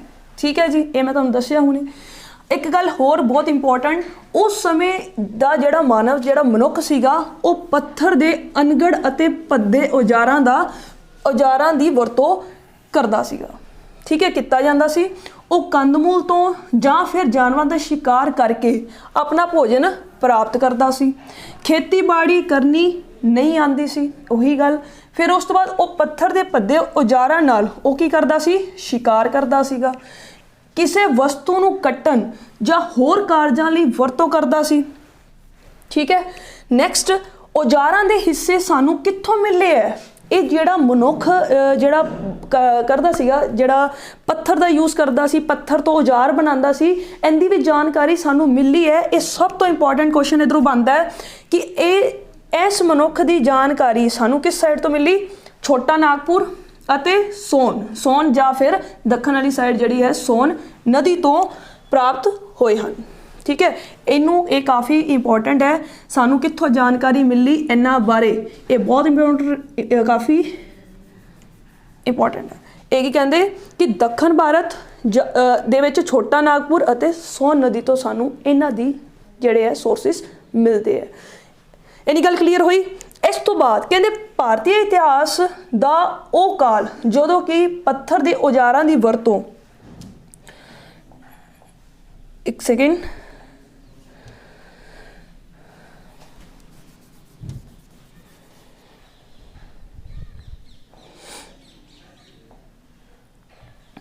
ਹਾਂ ਹੁਣ ਦੇਖਿਆ ਜੇ, ਕਹਿੰਦੇ ਭਾਰਤੀ ਇਤਿਹਾਸ ਦਾ ਉਹ ਕਾਲ ਜਦੋਂ ਉਹ ਪੱਥਰ ਦੇ ਔਜ਼ਾਰਾਂ ਦੀ ਵਰਤੋਂ ਅਤੇ ਔਜ਼ਾਰਾਂ ਦੀ ਵਰਤੋਂ ਕਰਦਾ ਸੀ ਤੇ ਪਛਾਣ ਯੁੱਗ ਕਹਿਲਾਉਂਦਾ ਹੈ। ਇਹੀ ਮੈਂ ਤੁਹਾਨੂੰ ਗੱਲ ਦੱਸੀ। ਜਦੋਂ ਪੱਥਰ ਦੇ ਔਜ਼ਾਰਾਂ ਦੀ ਵਰਤੋਂ ਕਰਦਾ ਸੀ ਉਹਨੂੰ ਅਸੀਂ ਕਿਹਦੇ ਵਿੱਚ ਰੱਖਦੇ ਹਾਂ, ਉਹਨੂੰ ਕਿਹੜਾ ਕਾਲ ਕਹਿੰਦੇ ਹਾਂ ਅਸੀਂ, ਉਹਨੂੰ ਅਸੀਂ ਸਟੋਨ ਏਜ ਕਹਿੰਦੇ ਹਾਂ। ਠੀਕ ਹੈ ਜੀ। ਇਹ ਕਦੋਂ ਸ਼ੁਰੂ ਹੋਇਆ? 5 ਲੱਖ ਸਾਲ ਪਹਿਲਾਂ ਸ਼ੁਰੂ ਹੋਇਆ। ਸਮਾਪਤੀ ਇਹਦੀ ਕਦੋਂ ਹੋਈ? 40,000 ਕੁ ਸਾਲ ਪਹਿਲਾਂ ਹੋਈ। ਇਹ ਸਲਾਈਡ ਤੁਹਾਨੂੰ ਕਲੀਅਰ ਹੋ ਗਈ ਹੋਏਗੀ। ਇਸ ਸਲਾਈਡ ਦੇ ਵਿੱਚ ਇੱਕ ਵਾਰੀ ਫਿਰ ਸ਼ਾਰਟ ਫਾਰਮ 'ਚ ਮੈਂ ਦੱਸਦਾ ਅਸੀਂ ਕੀ ਕਿਹਾ। ਅਸੀਂ ਇਹ ਗੱਲ ਕੀਤੀ ਕਿ ਮਨੁੱਖ ਜੀਵਨ ਦੀ ਜਿਹੜੀ ਸ਼ੁਰੂਆਤ ਹੈ ਉਹ 5 ਲੱਖ ਸਾਲ ਪਹਿਲਾਂ ਹੋ ਚੁੱਕੀ ਸੀ। ਠੀਕ ਹੈ ਜੀ। ਫਿਰ ਅਸੀਂ ਕਿਹਾ ਕਿ ਇਹ ਜਿਹੜਾ ਮਨੁੱਖ ਸੀਗਾ ਇਹਨੂੰ ਖੇਤੀਬਾੜੀ ਨਹੀਂ ਆਉਂਦੀ ਸੀ, ਇਹਨੂੰ ਪੜ੍ਹਨ ਲਿਖਣ ਦੀ ਜਾਣਕਾਰੀ ਨਹੀਂ ਸੀਗੀ। ਇਹ ਕੀ ਕਰਦਾ ਸੀਗਾ? ਜਾਨਵਰਾਂ ਦਾ ਸ਼ਿਕਾਰ ਕਰਦਾ ਸੀ, ਇਹ ਕੰਦਮੂਲ ਇਕੱਠਾ ਕਰਦਾ ਸੀ, ਜਾਨਵਰਾਂ ਦਾ ਸ਼ਿਕਾਰ ਕਰਕੇ ਭੋਜਨ ਪ੍ਰਾਪਤ ਜਿਵੇਂ ਕਰਦਾ ਸੀਗਾ। ਅਸੀਂ ਉਹਦੀ ਗੱਲ ਕੀਤੀ। ਅਸੀਂ ਕਿਹਾ ਕਿ ਇਹਦੇ ਜਿਹੜੇ ਇਸ ਟਾਈਮ 'ਤੇ ਔਜ਼ਾਰ ਹੁੰਦੇ ਸੀ ਉਹ ਬਹੁਤ ਭੱਦੇ ਕਿਸਮ ਦੇ ਹੁੰਦੇ ਸੀਗੇ, ਅੱਛੇ ਕਿਸਮ ਦੇ ਨਹੀਂ ਸੀ ਇਹਦੇ ਔਜ਼ਾਰ। ਅਤੇ ਉਹਨਾਂ ਔਜ਼ਾਰਾਂ ਦੀ ਕੀ ਕਰਦਾ ਸੀ? ਵਰਤੋਂ ਕਰਦਾ ਸੀਗਾ ਜਾਨਵਰ ਦਾ ਸ਼ਿਕਾਰ ਕਰਨ ਲਈ ਜਾਂ ਕਿਸੇ ਚੀਜ਼ ਨੂੰ ਇਹ ਕੱਟਣ ਲਈ। ਇਹ ਉਹ ਭੱਦੇ ਔਜ਼ਾਰਾਂ ਦੀ ਵਰਤੋਂ ਕਰਦਾ ਸੀ। ਇੱਕ ਆਹ ਗੱਲ ਕੀਤੀ। ਫਿਰ ਅਸੀਂ ਮੇਨ ਗੱਲ ਕੀ ਕੀਤੀ? ਸਾਨੂੰ ਇਹਨਾਂ ਦੇ ਜਿਹੜੀ ਜਾਣਕਾਰੀ ਹੈ ਕਿੱਥੋਂ ਮਿਲਦੀ ਹੈ? ਉਹ ਸਾਨੂੰ ਮਿਲਦੀ ਹੈ ਦੱਖਣ ਭਾਰਤ, ਛੋਟਾ ਨਾਗਪੁਰ ਅਤੇ ਸੋਨ ਨਦੀ। ਦੱਖਣ ਭਾਰਤ ਦੇ ਵਿੱਚ ਛੋਟਾ ਨਾਗਪੁਰ ਅਤੇ ਸੋਨ ਜਾਂ ਫਿਰ ਸੋਹਨ ਨਦੀ ਤੋਂ ਸਾਨੂੰ ਇਹਦੇ ਜਿਹੜੇ ਆ ਅਵਸ਼ੇਸ਼ ਮਿਲਦੇ ਆ। ਇੰਨੀ ਗੱਲ ਕਲੀਅਰ ਹੋ ਗਈ ਹੋਣੀ। ਫਿਰ ਅਸੀਂ ਕਿਹਾ ਕਿ 5 ਲੱਖ ਸਾਲ ਪਹਿਲਾਂ ਸ਼ੁਰੂਆਤ ਹੋਈ ਅਤੇ 40,000 ਸਾਲ ਪਹਿਲਾਂ ਹੀ ਇਹ ਯੁੱਗ ਜਿਹੜਾ ਹੈ ਸਮਾਪਤ ਹੋਇਆ ਸੀ। ਦੈਨ ਅਸੀਂ ਕਿਹਾ ਜਿੱਥੇ ਇਤਿਹਾਸ ਦਾ ਉਹ ਕਾਲ ਜਦੋਂ ਕਿ ਉਹ ਪੱਥਰ ਦੇ ਔਜ਼ਾਰਾਂ ਦੀ ਵਰਤੋਂ ਕਰਦਾ ਸੀ ਉਹਨੂੰ ਅਸੀਂ ਸਟੋਨ ਏਜ ਵੀ ਬੋਲਦੇ ਹਾਂ। ਕਲੀਅਰ ਹੋ ਗਿਆ ਨਾ ਇੰਨੀ ਗੱਲ। ਹੁਣ ਜਿਹੜਾ ਸਟੋਨ ਏਜ ਹੈ ਜਾਂ ਜਿਹੜਾ ਪਾਸ਼ਾਣ ਕਾਲ ਹੈ ਉਹਨੂੰ ਅਸੀਂ ਅੱਗੇ 3 ਭਾਗਾਂ 'ਚ ਵੰਡਦੇ ਹਾਂ। ਇਹ ਸਾਰਿਆਂ ਨੂੰ ਪਤਾ ਹੈ, ਪੜ੍ਹਿਆ ਹੋਣਾ ਤੁਸੀਂ ਪਹਿਲਾਂ ਵੀ। ਉਹ 3 ਭਾਗ ਕਿਹੜੇ ਕਿਹੜੇ ਨੇ? ਪੂਰਾ ਪਾਸ਼ਾਣ ਕਾਲ ਜਿਹਨੂੰ ਅਸੀਂ ਓਲਡ ਸਟੋਨ ਏਜ ਕਹਿੰਦੇ ਹਾਂ ਜਾਂ ਜਿਹਨੂੰ ਅਸੀਂ ਪੈਲਿਓਲਿਥਿਕ ਏਜ ਕਹਿੰਦੇ ਹਾਂ। ਠੀਕ ਹੈ। ਫਿਰ ਉਸ ਤੋਂ ਬਾਅਦ ਸਾਡੇ ਕੋਲ ਕੀ ਆਉਂਦਾ ਹੈ? ਮੱਧ ਪਾਸ਼ਾਣ ਕਾਲ ਜਿਹਨੂੰ ਅਸੀਂ ਮੀਜ਼ੋਲਿਥਿਕ ਏਜ ਕਹਿੰਦੇ ਹਾਂ। ਥਰਡ ਸਾਡੇ ਕੋਲ ਆਉਂਦਾ ਹੈ ਨਵ ਪਾਸ਼ਾਣ ਕਾਲ ਜਿਹਨੂੰ ਅਸੀਂ ਨਿਓਲਿਥਿਕ ਏਜ ਜਾਂ ਫਿਰ ਨਿਊ ਸਟੋਨ ਏਜ ਕਹਿੰਦੇ ਹਾਂ। ਕਲੀਅਰ ਹੋਇਆ? ਓਲਡ ਸਟੋਨ ਏਜ, ਮੀਜ਼ੋਲਿਥਿਕ ਏਜ ਜਾਂ ਫਿਰ ਨਿਊ ਸਟੋਨ ਏਜ, ਜਿਹਨੂੰ ਅਸੀਂ ਪੈਲਿਓਲਿਥਿਕ, ਮੀਜ਼ੋਲਿਥਿਕ, ਨਿਓਲਿਥਿਕ यानी कि पूर्व पाषाण काल, मध्य पाषाण काल, नव पाषाण काल। क्लीयर है? हुण असी की करांगे? हुण असी पहलां इन्हां नूं वेखांगे। आ 3 टाइप्स जिहड़ियां ने अगों स्टोन एज दीयां असी हुण इन्हां नूं रीड करांगे, इन्हां नूं समझांगे। इन्हां 2 स्लाइड्स दे विच कोई डाउट नहीं होना चाहिए। वैसे इन्हां तुहानूं क्लीयर हो गया होना। तो नैक्सट करदे हां। बिल्कुल हुण साडे कोल की आंदा है? Old stone as. ठीक है जी। सो हुण असीं गल करांगे ओल्ड स्टोन एज ते। ठीक है। ओल्ड स्टोन एज की है इहदी गल करदे हां। जिहड़ा ओल्ड स्टोन एज है जिहड़ा ਇਹ ਕੀ ਕਹਿੰਦੇ ਨੇ कि ओल्ड स्टोन एज ਨੂੰ ਵੀ ਅੱਗੋਂ 3 ਭਾਗਾਂ ਦੇ ਵਿੱਚ ਵੰਡਿਆ ਗਿਆ। ओल्ड स्टोन एज ਨੂੰ ਵੀ ਅੱਗੋਂ 3 ਭਾਗਾਂ 'ਚ ਵੰਡਿਆ ਗਿਆ। ਮੈਂ ਫਿਰ ਤੁਹਾਨੂੰ ਕਿਹਾ ਸੀ ਆਪਾਂ ਪੂਰੀ ਡਿਟੇਲ ਸਟੱਡੀ ਕਰਨੀ ਹੈ, ਕੋਈ ਵੀ ਪੁਆਇੰਟ ਨਹੀਂ ਛੱਡਣਾ। बहुत एक वड्डा गोल्डन चांस हिस्ट्री वाले स्टूडेंट्स ਲਈ। हिस्ट्री लैक्चर कैडर ਜਿਹੜਾ एक ही पेपर होना है, सबजैक्ट का ही अपना पेपर होना है, दूसरा कॉमन पेपर ਜਿਹੜਾ ਹੁੰਦਾ ਸੀ ਉਹ नहीं होना। ਇਹ चांस नहीं गवाना। ਅਸੀਂ हर कंसैप्ट ਜਿਹੜਾ बहुत ਵਧੀਆ हर एक टॉपिक ਨੂੰ बहुत ਵਧੀਆ ਤਰੀਕੇ ਨਾਲ ਕਰਾਂਗੇ। पूरा कंसैप्ट अपना क्लीयर होएगा। ठीक है। सो ਇਹਦੇ ਵਿੱਚ ਮੈਂ ਕਹਿ ਰਹੀ ਸੀ ਕਿ ਜਿਹੜਾ ओल्ड स्टोन एज है ਅਸੀਂ ओल्ड स्टोन एज ਨੂੰ ਵੀ ਅੱਗੇ 3 ਭਾਗਾਂ 'ਚ ਵੰਡਦੇ ਹਾਂ। पर किंदे आधार ते? उन्हां दे औजारां दे आधार ते या फिर असी उन्हां दी जिहड़ा है इन्वायरमेंट दे आधार ते। समझ आई गल? इन्हां नूं असी 3 भागां 'च किहड़े भाग 'च वंडदे हां? जिहड़ा सब तो पहला साडे कोल ओल्ड स्टोन एज दे विच आंदा है। देखिया जे इस काल नूं पत्थर दे औजार अते जलवायु विच आए बदलाव दे आधार ते एक होर सीगा औजारां दे आधार ते। ठीक है। औजार अते जलवायु विच आए बदलाव दे आधार ते असी इस स्टोन एज ਨੂੰ ओल्ड स्टोन एज ਨੂੰ ਅਸੀਂ ਕਿੰਨੇ ਭਾਗਾਂ ਦੇ ਵਿੱਚ ਵੰਡਦੇ ਹਾਂ? 3 ਭਾਗਾਂ ਦੇ ਵਿੱਚ ਵੰਡਿਆ ਜਾਂਦਾ। ਜਿਹੜਾ ਸਾਡੇ ਕੋਲ ਪਹਿਲਾ ਆਂਦਾ ਉਹ ਕੀ ਹੈ? ਆਰੰਭਿਕ ਕਾਲ। ਆਰੰਭਿਕ ਕਾਲ ਯਾਨੀ ਕਿ अर्ਲੀ ओल्ड स्टोन एज। ठीक है जी। ਸਭ ਤੋਂ ਪਹਿਲਾਂ ਸਾਡੇ ਕੋਲ ਕੀ ਆਂਦਾ ਹੈ? ਆਰੰਭਿਕ ਕਾਲ। ओल्ड स्टोन एज की सी ਇਹ ਅਸੀਂ ਪਤਾ ਕਰ ਲਿਆ, ਇਹ ਅਸੀਂ ਹੁਣੇ ਲਾਸਟ ਪੜ੍ਹ ਕੇ ਆਏ ਹਾਂ। ਫਿਰ ਅਸੀਂ ਦੱਸਿਆ ਕਿ ओल्ड स्टोन एज ਨੂੰ ਵੀ ਅੱਗੋਂ 3 ਭਾਗਾਂ 'ਚ ਵੰਡਿਆ ਗਿਆ ਹੈ। ਕਿਹਦੇ ਆਧਾਰ ਤੇ? ਜਲਵਾਯੂ ਵਿੱਚ ਆਏ ਬਦਲਾਵ ਤੇ ਇਹਨਾਂ ਦੇ ਬਣਾਏ ਔਜ਼ਾਰਾਂ ਦੇ ਆਧਾਰ ਤੇ। ਤਾਂ ਸਾਡੇ ਕੋਲ ਸਭ ਤੋਂ ਪਹਿਲਾਂ ਕੀ ਆਂਦਾ ਹੈ? ਆਰੰਭਿਕ ਕਾਲ। ਆਰੰਭਿਕ ਕਾਲ ਯਾਨੀ ਕਿ अर्ਲੀ ओल्ड स्टोन एज। ठीक है। ਇਹਦੇ ਵਿੱਚ ਕੀ ਗੱਲ ਕਰਦੇ ਹੈ? ਇਹ ਕਹਿੰਦੇ ਵੀ ਇਹਦੇ ਵਿੱਚ ਸਭ ਤੋਂ ਜਿਹੜਾ ਇਹਨਾਂ ਦਾ ਔਜ਼ਾਰ ਜਿਹੜਾ ਸੀਗਾ ਉਹ ਸੀਗਾ ਹੱਥ ਦੀ ਜਿਹੜੀ ਕੁਲਹਾੜੀ ਯੂਜ਼ ਕਰਦੇ ਆਪਾਂ। ਕੁਲਹਾੜੀ ਜਿਹੜੀ ਸੀ ਉਹ ਕਿੰਦੀ ਬਣੀ ਹੋਈ ਸੀ? ਪੱਥਰ ਦੀ ਹੀ ਬਣੀ ਹੋਈ ਸੀ। ਠੀਕ ਹੈ, ਕੁਲਹਾੜੀ ਜਿਹੜੀ ਸੀ ਉਹ ਪੱਥਰ ਦੀ ਬਣੀ ਹੋਈ ਸੀ। ਉਹ ਇਹਦੀ ਮੁੱਖ ਵਿਸ਼ੇਸ਼ਤਾ ਰਹਿ ਚੁੱਕੀ ਹੈ। ਦੇਖੋ, ਹੱਥ ਦੀ ਕੁਲਹਾੜੀ ਦੀ ਵਰਤੋਂ ਇਸ ਯੁੱਗ ਦੀ ਕੀ ਸੀ? ਵਿਸ਼ੇਸ਼ਤਾ ਸੀ। ਠੀਕ ਹੈ, ਇਹ ਜਿਹੜੀ ਕੁਲਹਾੜੀ ਯੂਜ਼ ਕਰ ਰਿਹਾ ਹੈ ਇਹ ਪੱਥਰ ਦੀ ਬਣੀ ਹੁੰਦੀ ਸੀ। ਕਲੀਅਰ ਹੋਈ ਇੰਨੀ ਗੱਲ? ਤਾਂ ਇਹ ਕਹਿੰਦੇ ਕਿ ਇਸ ਦਾ ਸਾਨੂੰ ਇਹਦੀ ਜਿਹੜੀ ਕੁਲਹਾੜੀ ਦੀ ਵਰਤੋਂ ਕਿਸ ਤਰ੍ਹਾਂ ਨਾਲ ਕਰਦਾ ਹੋਏਗਾ? ਜਾਂ ਕਿਸੇ ਚੀਜ਼ ਨੂੰ ਕੱਟਣ ਵਾਸਤੇ ਜਾਂ ਫਿਰ ਕਿਸੇ ਚੀਜ਼ ਨੂੰ ਛਿੱਲਣ ਵਾਸਤੇ। ਜਿਹੜਾ ਇਹ ਕੱਟਣ ਵਾਸਤੇ ਪ੍ਰਯੋਗ ਕਰਦਾ ਸੀ ਉਹਨੂੰ ਤਾਂ ਕੁਲਹਾੜੀ ਕਹਿ ਦਿੰਦੇ ਆ। ਜਿਹੜਾ ਇਹ ਕੱਟਣ ਵਾਸਤੇ ਪ੍ਰਯੋਗ ਕਰਦਾ ਸੀਗਾ, ਦੇਖੋ ਜੀ, ਇਹਨੂੰ ਕਿਹਾ ਗਿਆ ਕਰਤਕ ਕੱਟਣ ਵਾਲਾ ਤੇ ਗੰਡਾਸਾ ਛਿੱਲਣ ਵਾਲਾ। ਸਮਝਾਈ ਗੱਲ? ਮੈਂ ਰਿਪੀਟ ਕਰ ਦੇਣੀ ਆ। ਓਲਡ ਸਟੋਨ ਏਜ ਸੀ, ਇਹਨੂੰ ਆਪਾਂ 3 ਭਾਗਾਂ 'ਚ ਵੰਡਿਆ। ਜਿਹੜਾ ਸਾਡਾ ਪਹਿਲਾ ਭਾਗ ਸੀਗਾ ਉਹ ਸੀਗਾ ਆਰੰਭਿਕ ਕਾਲ। ਆਰੰਭਿਕ ਕਾਲ ਦੀ ਜਾਣਕਾਰੀ ਅਸੀਂ ਕੀ ਪੜ੍ਹ ਰਹੇ ਹਾਂ ਕਿ ਇਹਦੇ ਵਿੱਚ ਇਹਦੀ ਸਭ ਤੋਂ ਵੱਡੀ ਮੁੱਖ ਵਿਸ਼ੇਸ਼ਤਾ ਸੀ ਹੱਥ ਦੀ ਕੁਲਹਾੜੀ, ਜਿਹੜੀ ਕਿੰਦੀ ਬੰਨੀ ਹੋਈ ਸੀ? ਪੱਥਰ ਦੀ ਬੰਨੀ ਹੋਈ ਸੀ, ਜਿਹੜੀ ਕੱਟਣ ਅਤੇ ਛਿੱਲਣ ਲਈ ਵਰਤੋਂ ਕੀਤੀ ਜਾਂਦੀ ਸੀ। ਠੀਕ ਹੈ, ਕੱਟਣ ਲਈ ਜਿਹੜਾ ਹੈ ਉਹਨੂੰ ਕੀ ਕਹਿੰਦੇ? ਕਰਮਵਾਰ। ਕਰਤਕ ਕੱਟਣ ਵਾਲਾ ਹੋ ਗਿਆ ਤੇ ਗੰਡਾਸਾ ਕੀ ਹੈ? ਛਿੱਲਣ ਵਾਲਾ ਹੋ ਗਿਆ। ਸਾਨੂੰ ਇਹਦੇ ਬਾਰੇ ਵੀ ਜਾਣਕਾਰੀ ਜਿਹੜੀ ਹੈ ਕਿੱਥੋਂ ਪਤਾ ਲੱਗਦੀ ਹੈ? ਸਾਨੂੰ ਇਹਦੀ ਜਾਣਕਾਰੀ ਸੋਨ ਨਦੀ, ਨਰਮਦਾ ਨਦੀ ਦੇ ਕਿਨਾਰੇ, ਗੋਦਾਵਰੀ ਨਦੀ ਦੇ ਮੁਹਾਨੇ, ਤੁੰਗਭਦਰਾ ਅਤੇ ਪੈਨਾਰ ਦੇ ਮੱਧ ਖੇਤਰ ਤੋਂ ਸਾਨੂੰ ਇਹਦੀ ਜਾਣਕਾਰੀ ਜਿਹੜੀ ਹੈ ਉਹ ਮਿਲਦੀ ਹੈ। ਠੀਕ ਹੈ, ਇੰਨੀ ਗੱਲ ਕਲੀਅਰ ਹੈ? ਸਾਨੂੰ ਇਹਦੀ ਜਿਹੜੀ ਹੱਥ ਨਾਲ ਜਿਹੜੀ ਕੁਲਹਾੜੀ ਦਾ ਪ੍ਰਯੋਗ ਹੁੰਦਾ ਸੀ ਉਹਦੀ ਮੁੱਖ ਵਿਸ਼ੇਸ਼ਤਾ ਸੀ ਕੱਟਣ ਅਤੇ ਛਿੱਲਣ ਵਾਸਤੇ ਪ੍ਰਯੋਗ ਹੁੰਦੀ ਸੀ। ਕੱਟਣ ਵਾਲੇ ਨੂੰ ਕਰਮਵਾਰ, ਇੱਥੇ ਕਰਤਕ ਆਊਗਾ, ਕਰਮਵਾਰ ਕਰਤਕ, ਜਿਹਨੂੰ ਕੱਟਣ ਵਾਲਾ। ਛਿੱਲਣ ਵਾਲਾ ਕੀ ਹੈ? ਗੰਡਾਸਾ। ਸਾਨੂੰ ਕਿੱਥੋਂ ਪਤਾ ਚੱਲਿਆ? ਸਾਨੂੰ ਕਿੱਥੋਂ ਇਹਨਾਂ ਦੇ ਜਿਹੜੇ ਹੈ ਉਹ ਸੋਰਸਿਸ ਮਿਲੇ ਹੈ? ਸਾਨੂੰ ਮਿਲੇ ਨਰਮਦਾ ਨਦੀ, ਸੋਨ ਨਦੀ, ਗੋਦਾਵਰੀ ਦੇ ਮੁਹਾਨੇ, ਤੁੰਗਭਦਰਾ ਜਾਂ ਫਿਰ ਇਸ ਤੋਂ ਇਲਾਵਾ ਪੈਨਾਰ। ਠੀਕ ਹੈ, ਤੁੰਗਭਦਰਾ ਜਾਂ ਫਿਰ ਪੈਨਾਰ। ਤੁਹਾਡੇ ਤੋਂ ਕੁਐਸਚਨ ਕੀ ਬਣਦਾ? ਤੁਹਾਡੇ ਤੋਂ ਕੁਐਸਚਨ ਸਭ ਤੋਂ ਪਹਿਲਾਂ ਇੱਕ ਗੱਲ ਕਰੀਏ ਤਾਂ ਸਟੋਨ ਏਜ ਦਾ ਕੁਐਸਚਨ ਬਣੂਗਾ ਕਿ ਸਟੋਨ ਏਜ ਜਿਹੜੀ ਹੈ ਉਹ ਸਾਨੂੰ ਉਹਦੇ ਸੋਰਸਿਸ ਕਿੱਥੋਂ ਮਿਲੇ? ਆਪਾਂ ਲਾਸਟ ਸਲਾਈਡ ਤੇ ਹੁਣੇ ਕੀਤਾ ਵੀ ਸੀਗਾ, ਸਾਨੂੰ ਦੱਖਣ ਭਾਰਤ ਦੇ ਵਿੱਚ ਛੋਟਾ ਨਾਗਪੁਰ ਤੇ ਸੋਨ ਨਦੀ ਤੋਂ ਮਿਲੇ। ਇੱਕ ਕੁਐਸਚਨ ਇੱਧਰੋਂ ਹੋਇਆ।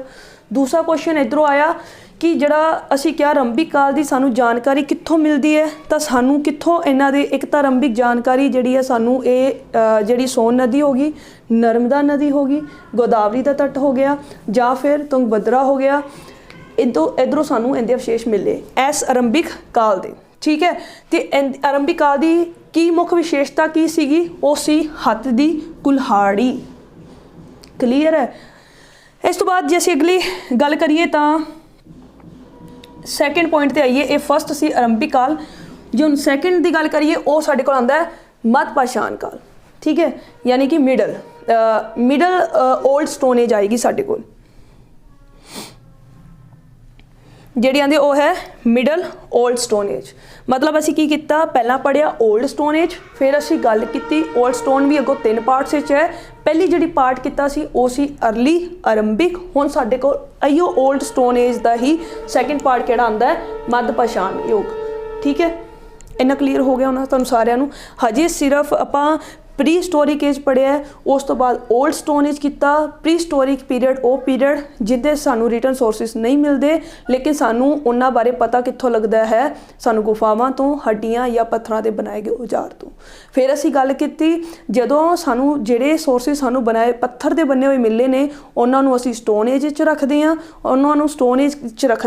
ਤੇ ਸਟੋਨ ਏਜ ਜਿਹੜਾ ਹੈ ਉਹ 3 ਭਾਗਾਂ 'ਚ ਵੰਡਿਆ ਹੋਇਆ। ਅਸੀਂ ਇੱਕ ਗੱਲ ਕੀਤੀ ਵੀ ਓਲਡ ਸਟੋਨ ਏਜ ਦੀ, ਜਿਹਨੂੰ ਪੈਲਿਓਲਿਥਿਕ ਵੀ ਬੋਲਦੇ ਆ। ਫਿਰ ਅਸੀਂ ਕਿਹਾ ਮੀਜ਼ੋਲਿਥਿਕ, ਫਿਰ ਅਸੀਂ ਕਿਹਾ ਨਿਓਲਿਥਿਕ। ਤਾਂ ਸਭ ਤੋਂ ਪਹਿਲਾਂ ਅਸੀਂ ਗੱਲ ਕਰਨ ਜਾ ਰਹੇ ਸੀ ਓਲਡ ਸਟੋਨ ਏਜ ਦੀ। ਤਾਂ ਓਲਡ ਸਟੋਨ ਏਜ ਦੇ ਵਿੱਚ ਵੀ ਅਸੀਂ ਪੜ੍ਹਿਆ ਜਲਵਾਯੂ ਦੇ ਬਦਲਾਵ ਤੇ ਉਹਨਾਂ ਦੇ ਔਜ਼ਾਰਾਂ ਤੇ ਅਸੀਂ ਜਿਹੜਾ ਹੈ ਓਲਡ ਸਟੋਨ ਏਜ ਨੂੰ ਵੀ ਅੱਗੋਂ 3 ਭਾਗਾਂ 'ਚ ਵੰਡਿਆ ਹੋਇਆ। ਤਾਂ ਅਸੀਂ ਪਹਿਲਾ ਕਿਹੜਾ ਭਾਗ ਵੇਖਿਆ? ਆਰੰਭਿਕ ਵਾਲਾ, ਯਾਨੀ ਅਰਲੀ ਓਲਡ ਸਟੋਨ ਏਜ ਵਾਲਾ, ਜਿਹੜਾ ਆਪਾਂ ਹੁਣੇ ਕਰਕੇ ਆਏ ਹਾਂ। ਹੁਣ ਜਿਹੜਾ ਸਾਡਾ ਸੈਕਿੰਡ ਓਲਡ ਸਟੋਨ ਏਜ ਦਾ ਪਾਰਟ ਆ ਉਹ ਕਿਹੜਾ ਹੈ? ਮੱਧ ਪਾਸ਼ਾਣ ਯੁੱਗ। ਠੀਕ ਹੈ, ਤਾਂ ਮੱਧ ਪਾਸ਼ਾਣ ਯੁੱਗ ਦੇ ਵਿੱਚ ਜੇ ਅਸੀਂ ਗੱਲ ਆਰੰਭਿਕ ਦੀ ਕੀਤੀ ਸੀ ਅਸੀਂ ਕਿਹਾ ਸੀ ਹੱਥ ਵਾਲੀ ਕੁਲਹਾੜੀ ਇਹਦੀ ਮੁੱਖ ਵਿਸ਼ੇਸ਼ਤਾ ਹੈ ਜਿਹੜੀ ਕੱਟਣ ਛਿੱਲਣ 'ਚ ਕੰਮ ਆਉਂਦੀ ਹੈ। ਕੱਟਣ ਵਾਲੇ ਨੂੰ ਕਰਤਕ ਕਿਹਾ ਗਿਆ ਤੇ ਛਿੱਲਣ ਵਾਲੇ ਨੂੰ ਕੰਡਾਸਾ ਕਿਹਾ ਗਿਆ। ਸਾਨੂੰ ਇਹਦੀ ਜਾਣਕਾਰੀ ਮੈਂ ਫਿਰ ਦੱਸ ਰਹੀ ਹਾਂ। ਸੋਹਨ ਨਦੀ ਹੋ ਗਿਆ, ਨਰਮਦਾ ਹੋ ਗਿਆ, ਗੋਦਾਵਰੀ ਦੇ ਮੋਹਾਨੇ, ਤੁੰਗਭਦਰਾ ਇੱਥੋਂ ਸਾਨੂੰ ਪ੍ਰਾਪਤ ਹੁੰਦੀ ਹੈ ਤੇ ਪੈਨਾਰ ਦੇ ਮੱਧ ਖੇਤਰ ਤੋਂ ਸਾਨੂੰ ਪ੍ਰਾਪਤ ਹੁੰਦੀ ਹੈ। ਲੇਕਿਨ ਜਿਹਦੀ ਮੱਧ ਪਾਸ਼ਾਣ ਯੁੱਗ ਦੀ ਗੱਲ ਕਰੀਏ ਤਾਂ ਇੱਥੇ ਦੇ ਜਿਹੜਾ ਮੇਨ ਔਜ਼ਾਰ ਕਿਹੜਾ ਹੁੰਦਾ ਸੀਗਾ ਉਹ ਸੀਗਾ ਖੁਰਚਣੀਆਂ ਅਤੇ ਬਰਮੇ। ਖੁਰਚਣੀਆਂ ਅਤੇ ਬਰਮੇ ਉਹ ਇਸ ਤਰ੍ਹਾਂ ਦੇ ਹੁੰਦੇ ਸੀ। ਕਲੀਅਰ ਹੋਈ ਗੱਲ? ਇੱਧਰ ਦੇ ਕਿਹੜੇ ਸੀਗੇ? ਖੁਰਚਣੀਆਂ ਅਤੇ ਬਰਮੇ। ਉਧਰ ਆਰੰਭਿਕ ਦੇ ਆਪਾਂ ਪੜ੍ਹੇ ਸੀ ਉਹ ਕੀ ਸੀ? ਹੱਥ ਵਾਲੀ ਕੁਲਹਾੜੀ ਸੀਗੀ। ਕਲੀਅਰ ਹੈ? ਇੱਧਰ ਦੇ ਜੇ ਅਸੀਂ ਗੱਲ ਕਰੀਏ ਮੱਧ ਪਾਸ਼ਾਣ ਯੁੱਗ ਦੇ ਤਾਂ ਇੱਧਰ ਕੀ ਹੈ? ਖੁਰਚਣੀਆਂ ਅਤੇ ਬਰਮੇ ਇਹ ਇਹਦੀ ਮੁੱਖ ਵਿਸ਼ੇਸ਼ਤਾ ਹੈ। ਕਲੀਅਰ ਹੋ ਗਿਆ ਉਹਨਾਂ ਨਾਲ? ਫਿਰ ਇਹਦੀ ਜਾਣਕਾਰੀ ਵੀ ਸਾਨੂੰ ਕਿੱਥੋਂ ਪਤਾ ਲੱਗਦੀ ਹੈ? ਇਹਦੀ ਜਾਣਕਾਰੀ ਵੀ ਸਾਨੂੰ ਸੋਨ ਨਦੀ ਦੀ ਘਾਟੀ, ਨਰਮਦਾ ਨਦੀ ਦੇ ਕਿਨਾਰੇ, ਤੁੰਗਭਦਰਾ ਨਦੀ ਦੱਖਣ ਵਿੱਚ ਜਿਹੜੀ ਹੈ ਇਸ ਜਗ੍ਹਾ ਤੋਂ ਸਾਨੂੰ ਜਾਣਕਾਰੀ ਮਿਲਦੀ ਹੈ। ਇਹਦੀ ਗੱਲ ਕਲੀਅਰ ਹੋ ਗਈ ਹੋਣੀ? ਤੇ ਇੱਧਰ ਜਿਹੜੀ ਜਲਵਾਯੂ ਸੀ ਉਹ ਕਿੱਦਾਂ ਸੀ? ਆਧਾਰਤਾ ਵਾਲੀ, ਘੱਟ ਆਧਾਰਤਾ ਵਾਲੀ, ਮਤਲਬ ਘੱਟ ਗਰਮ ਸੀ। ਗਰਮ ਨਹੀਂ ਸੀ ਜਲਵਾਯੂ। ਪਿੱਛੇ ਆਪਾਂ ਆਰੰਭਿਕ ਪੜ੍ਹਿਆ ਉਹਦੀ ਵੀ ਜਲਵਾਯੂ ਘੱਟ ਸੀ, ਗਰਮ। ਠੀਕ ਹੈ ਜੀ? ਇਹਦੀ ਵੀ ਘੱਟ ਗਰਮ ਹੈ ਜਲਵਾਯੂ ਜਿਹੜੀ ਹੈ। ਕਲੀਅਰ ਹੋ ਗਿਆ?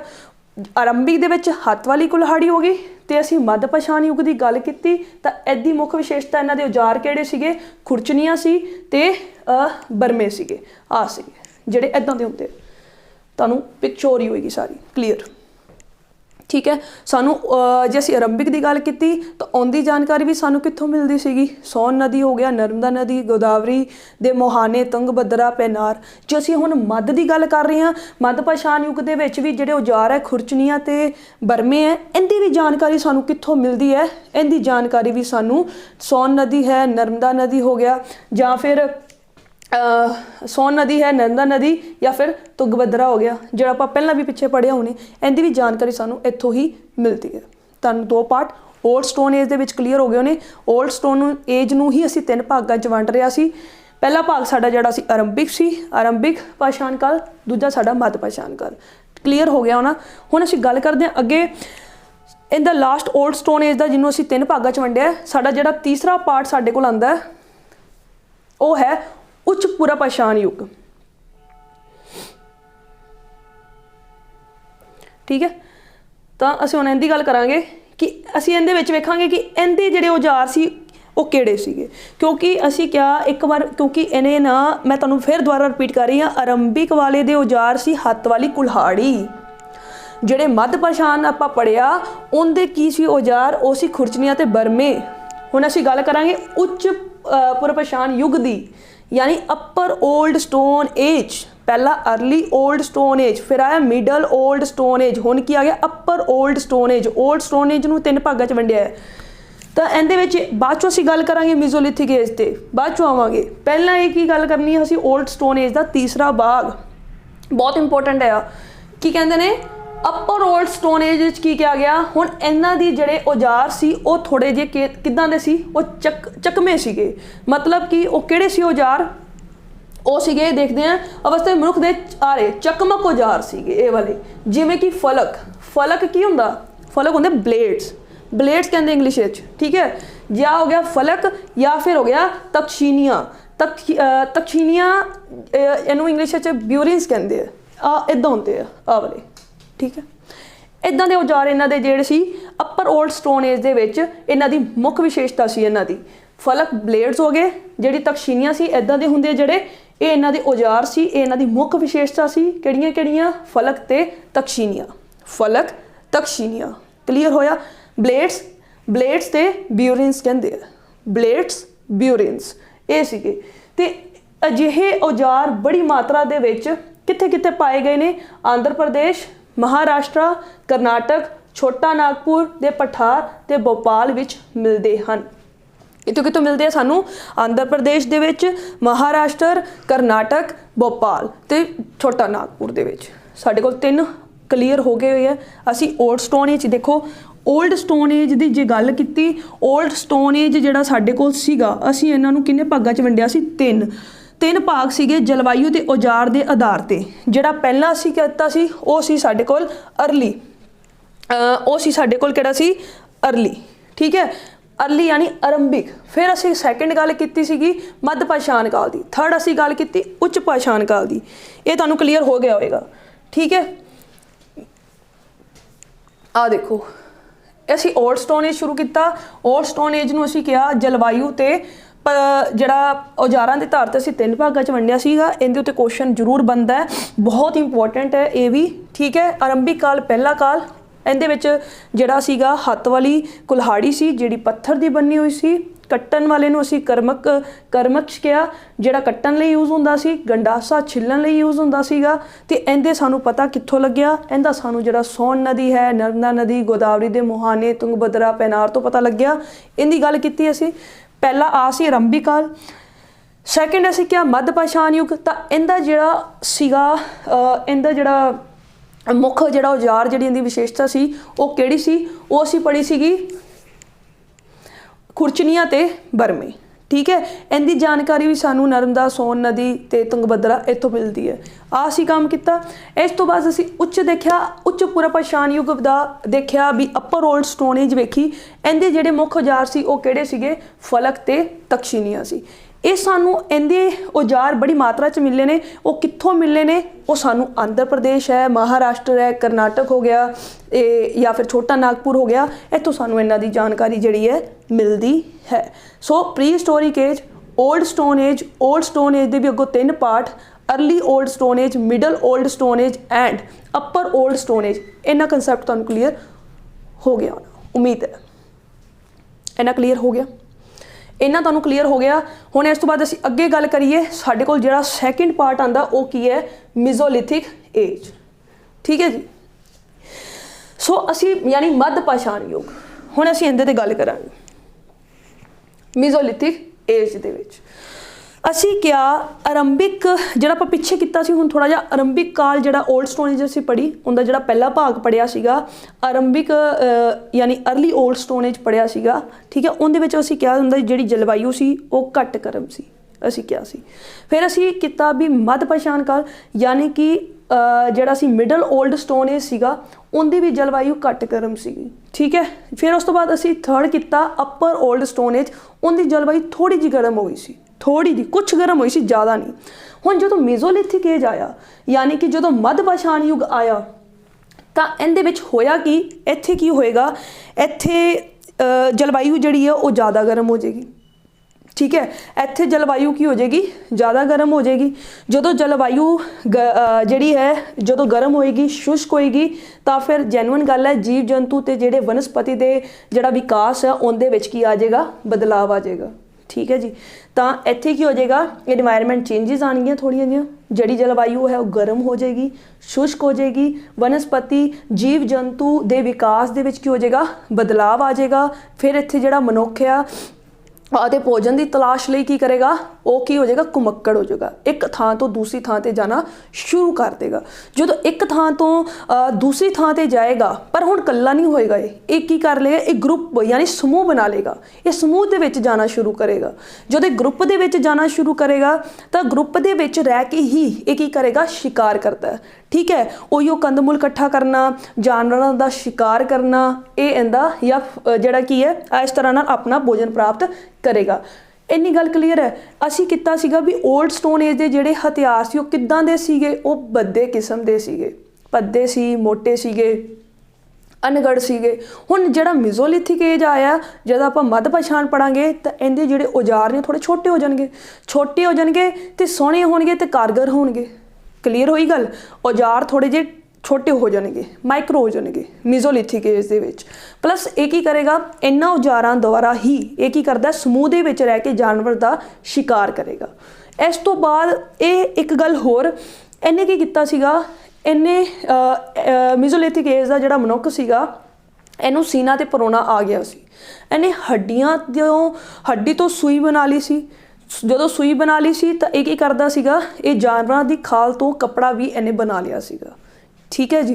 तो एक जड़ा इहदे बारे हुण आपां पढ़ांगे भी, मैं तुहानूं इहदी एक ओवरव्यू दस रही हाँ स्टोरी।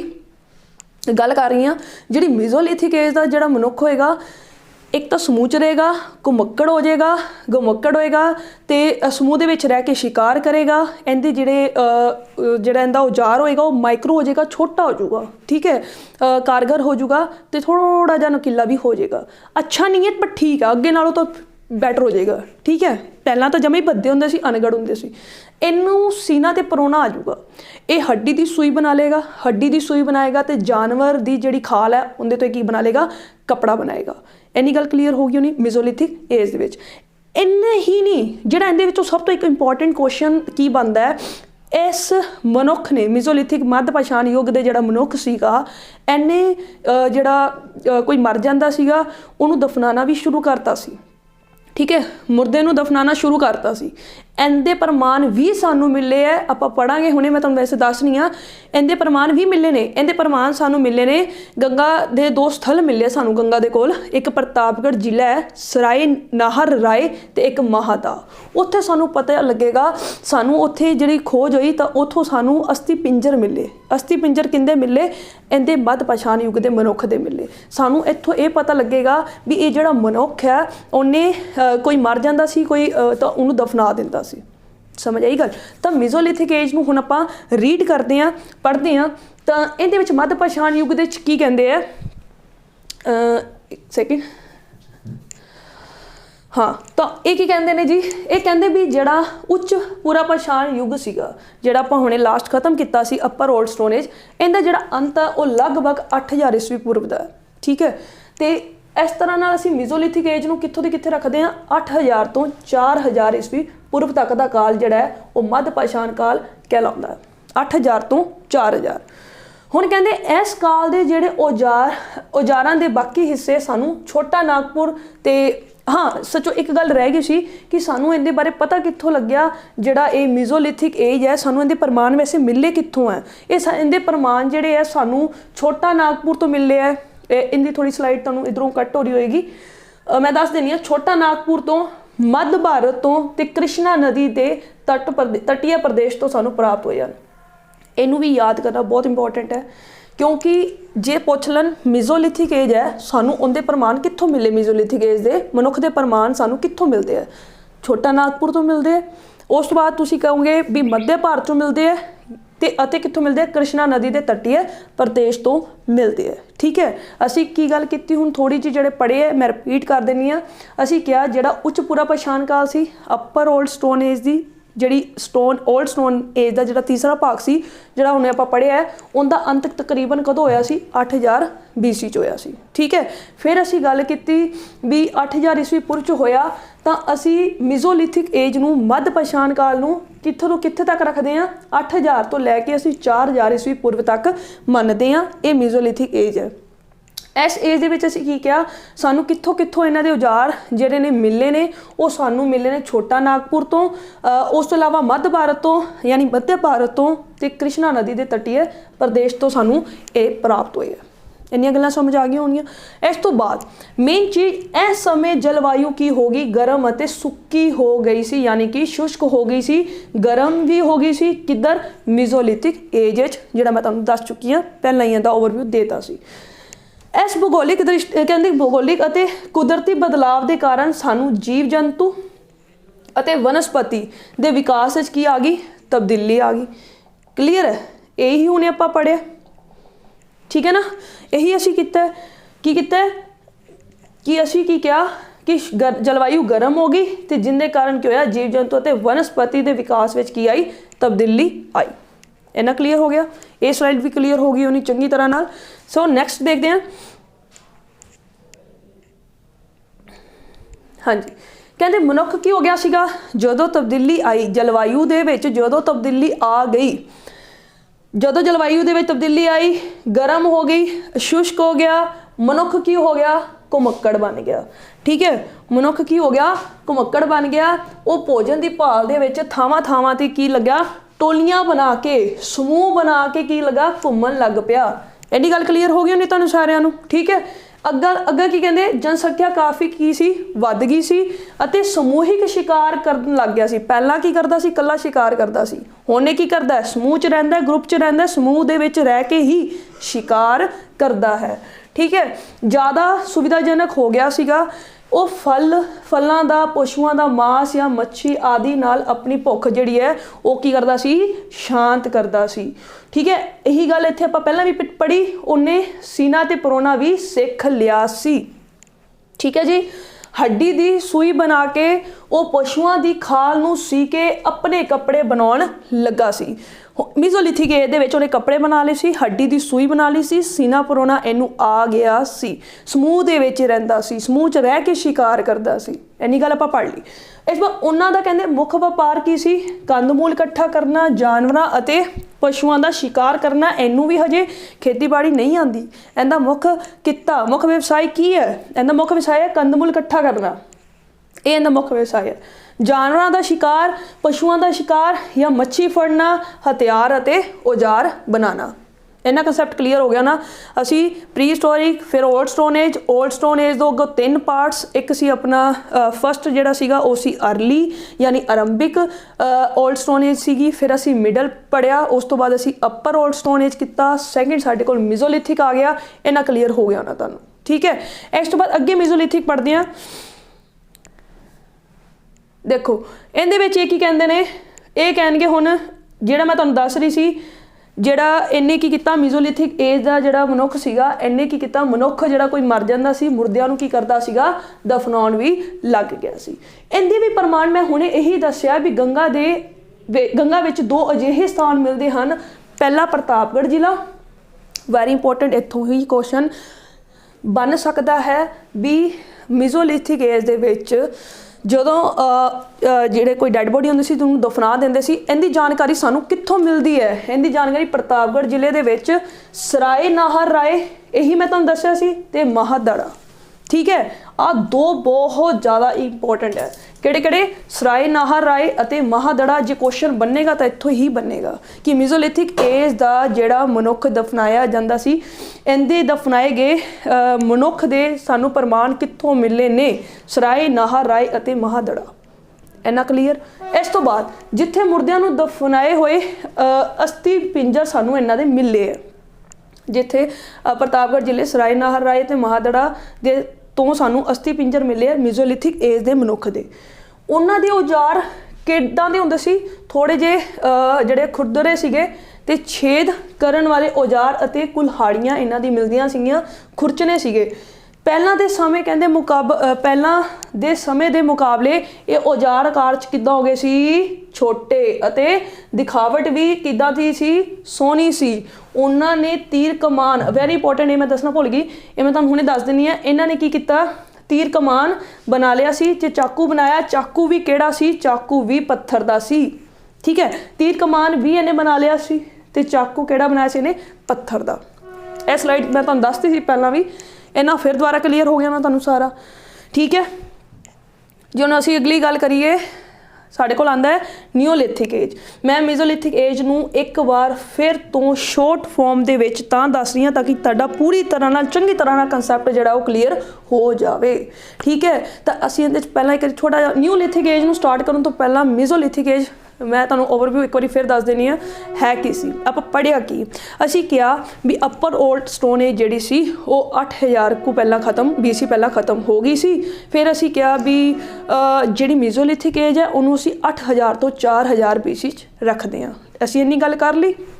ਫਿਰ ਅਸੀਂ ਕੀ ਕਹਿੰਦੇ ਹਾਂ ਵੀ ਜਿਹੜਾ ਮੀਜ਼ੋਲਿਥਿਕ ਏਜ ਹੈ ਨਾ, ਉੱਧਰ ਕੀ ਹੋਇਆ, ਜਿਹੜੀ ਜਲਵਾਯੂ ਦੇ ਵਿੱਚ ਪਰਿਵਰਤਨ ਆਇਆ, ਗਰਮ ਹੋ ਗਈ ਜਲਵਾਯੂ ਤੇ ਸ਼ੁਸ਼ਕ ਹੋ ਗਈ ਸੀ। ਜਿਹੜਾ ਮਨੁੱਖ ਸੀਗਾ ਉਹਨੇ ਕੀ ਕੀਤਾ, ਘੁਮੱਕੜ ਬਣ ਗਿਆ। ਘੁਮੱਕੜ ਬਣਿਆ, ਭੋਜਨ ਦੀ ਤਲਾਸ਼ ਦੇ ਵਿੱਚ ਇੱਕ ਥਾਂ ਤੋਂ ਦੂਸਰੀ ਥਾਂ ਜਾਣ ਲੱਗ ਪਿਆ। ਫਿਰ ਅਸੀਂ ਕਿਹਾ ਜਦੋਂ ਹੁਣ ਇਹ ਕੀ ਕਰਦਾ, ਸਮੂਹ 'ਚ ਰਹਿੰਦਾ, ਸਮੂਹ 'ਚ ਰਹਿ ਕੇ ਕੀ ਕਰਦਾ, ਸ਼ਿਕਾਰ ਕਰਦਾ।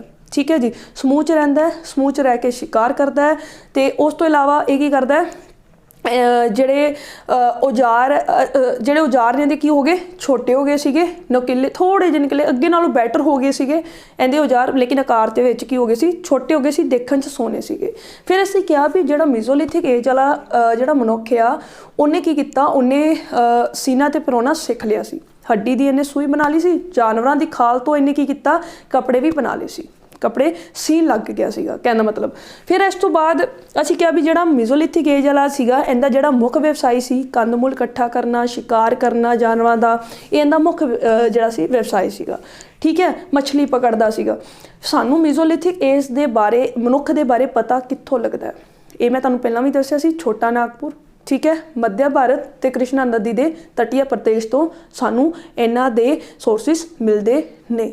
ਫਿਰ ਅਸੀਂ ਕਿਹਾ ਵੀ ਜਿਹੜਾ ਮੀਜ਼ੋਲਿਥਿਕ ਏਜ ਦਾ ਜਿਹੜਾ ਮੱਧ ਪਛਾਣ ਦਾ ਜਿਹੜਾ ਮਨੁੱਖ ਸੀਗਾ, ਉਹ ਜਦੋਂ ਕੋਈ ਇਹਨਾਂ ਦੇ ਮਰ ਜਾਂਦਾ ਸੀਗਾ, ਲਾਸ਼ ਨੂੰ ਦਫਨਾ ਦਿੰਦੇ ਸੀਗੇ, ਡੈਡ ਬੋਡੀ ਨੂੰ ਦਫਨਾ ਦਿੰਦੇ ਸੀ, ਹੈ ਨਾ, ਮੁਰਦੇ ਨੂੰ ਦਫਨਾ ਦਿੰਦੇ ਸੀਗੇ, ਤਾਂ ਦਫਨਾ ਤਾਂ ਦਿੰਦੇ ਸੀ, ਸਾਨੂੰ ਇਹਦੇ ਪ੍ਰਮਾਣ ਮਿਲ ਗਏ। ਸਾਨੂੰ ਕਿੱਥੋਂ ਮਿਲੇ? ਗੰਗਾ ਦੇ 2 ਸਥਲ ਮਿਲੇ ਨੇ ਗੰਗਾ ਤੋਂ। ਇੱਕ ਪ੍ਰਤਾਪਗੜ੍ਹ ਜ਼ਿਲ੍ਹਾ ਸੀ ਪੜਿਆ, ਸਰਾਏ ਨਾਹਰ ਰਾਏ, ਇੱਕ ਕਿਹੜਾ ਸੀ ਮਹਾਦਰਾ, ਅਸੀਂ ਇਹ ਪੜਿਆ।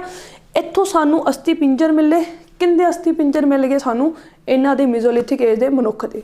ਠੀਕ ਹੈ ਜੀ। ਫਿਰ ਅਸੀਂ ਕਿਹਾ ਵੀ ਇਹਨੇ ਕੀ ਕਰਦਾ ਸੀਗਾ, ਚਾਕੂ ਤੀਰ ਕਮਾਨ ਬਣਾ ਲਿਆ ਸੀ, ਉਹ ਵੀ ਕਿੱਧਰ ਦਾ ਹੁੰਦਾ ਸੀ? ਉਹ ਵੀ ਪੱਥਰ ਦਾ ਹੀ ਹੁੰਦਾ ਸੀਗਾ।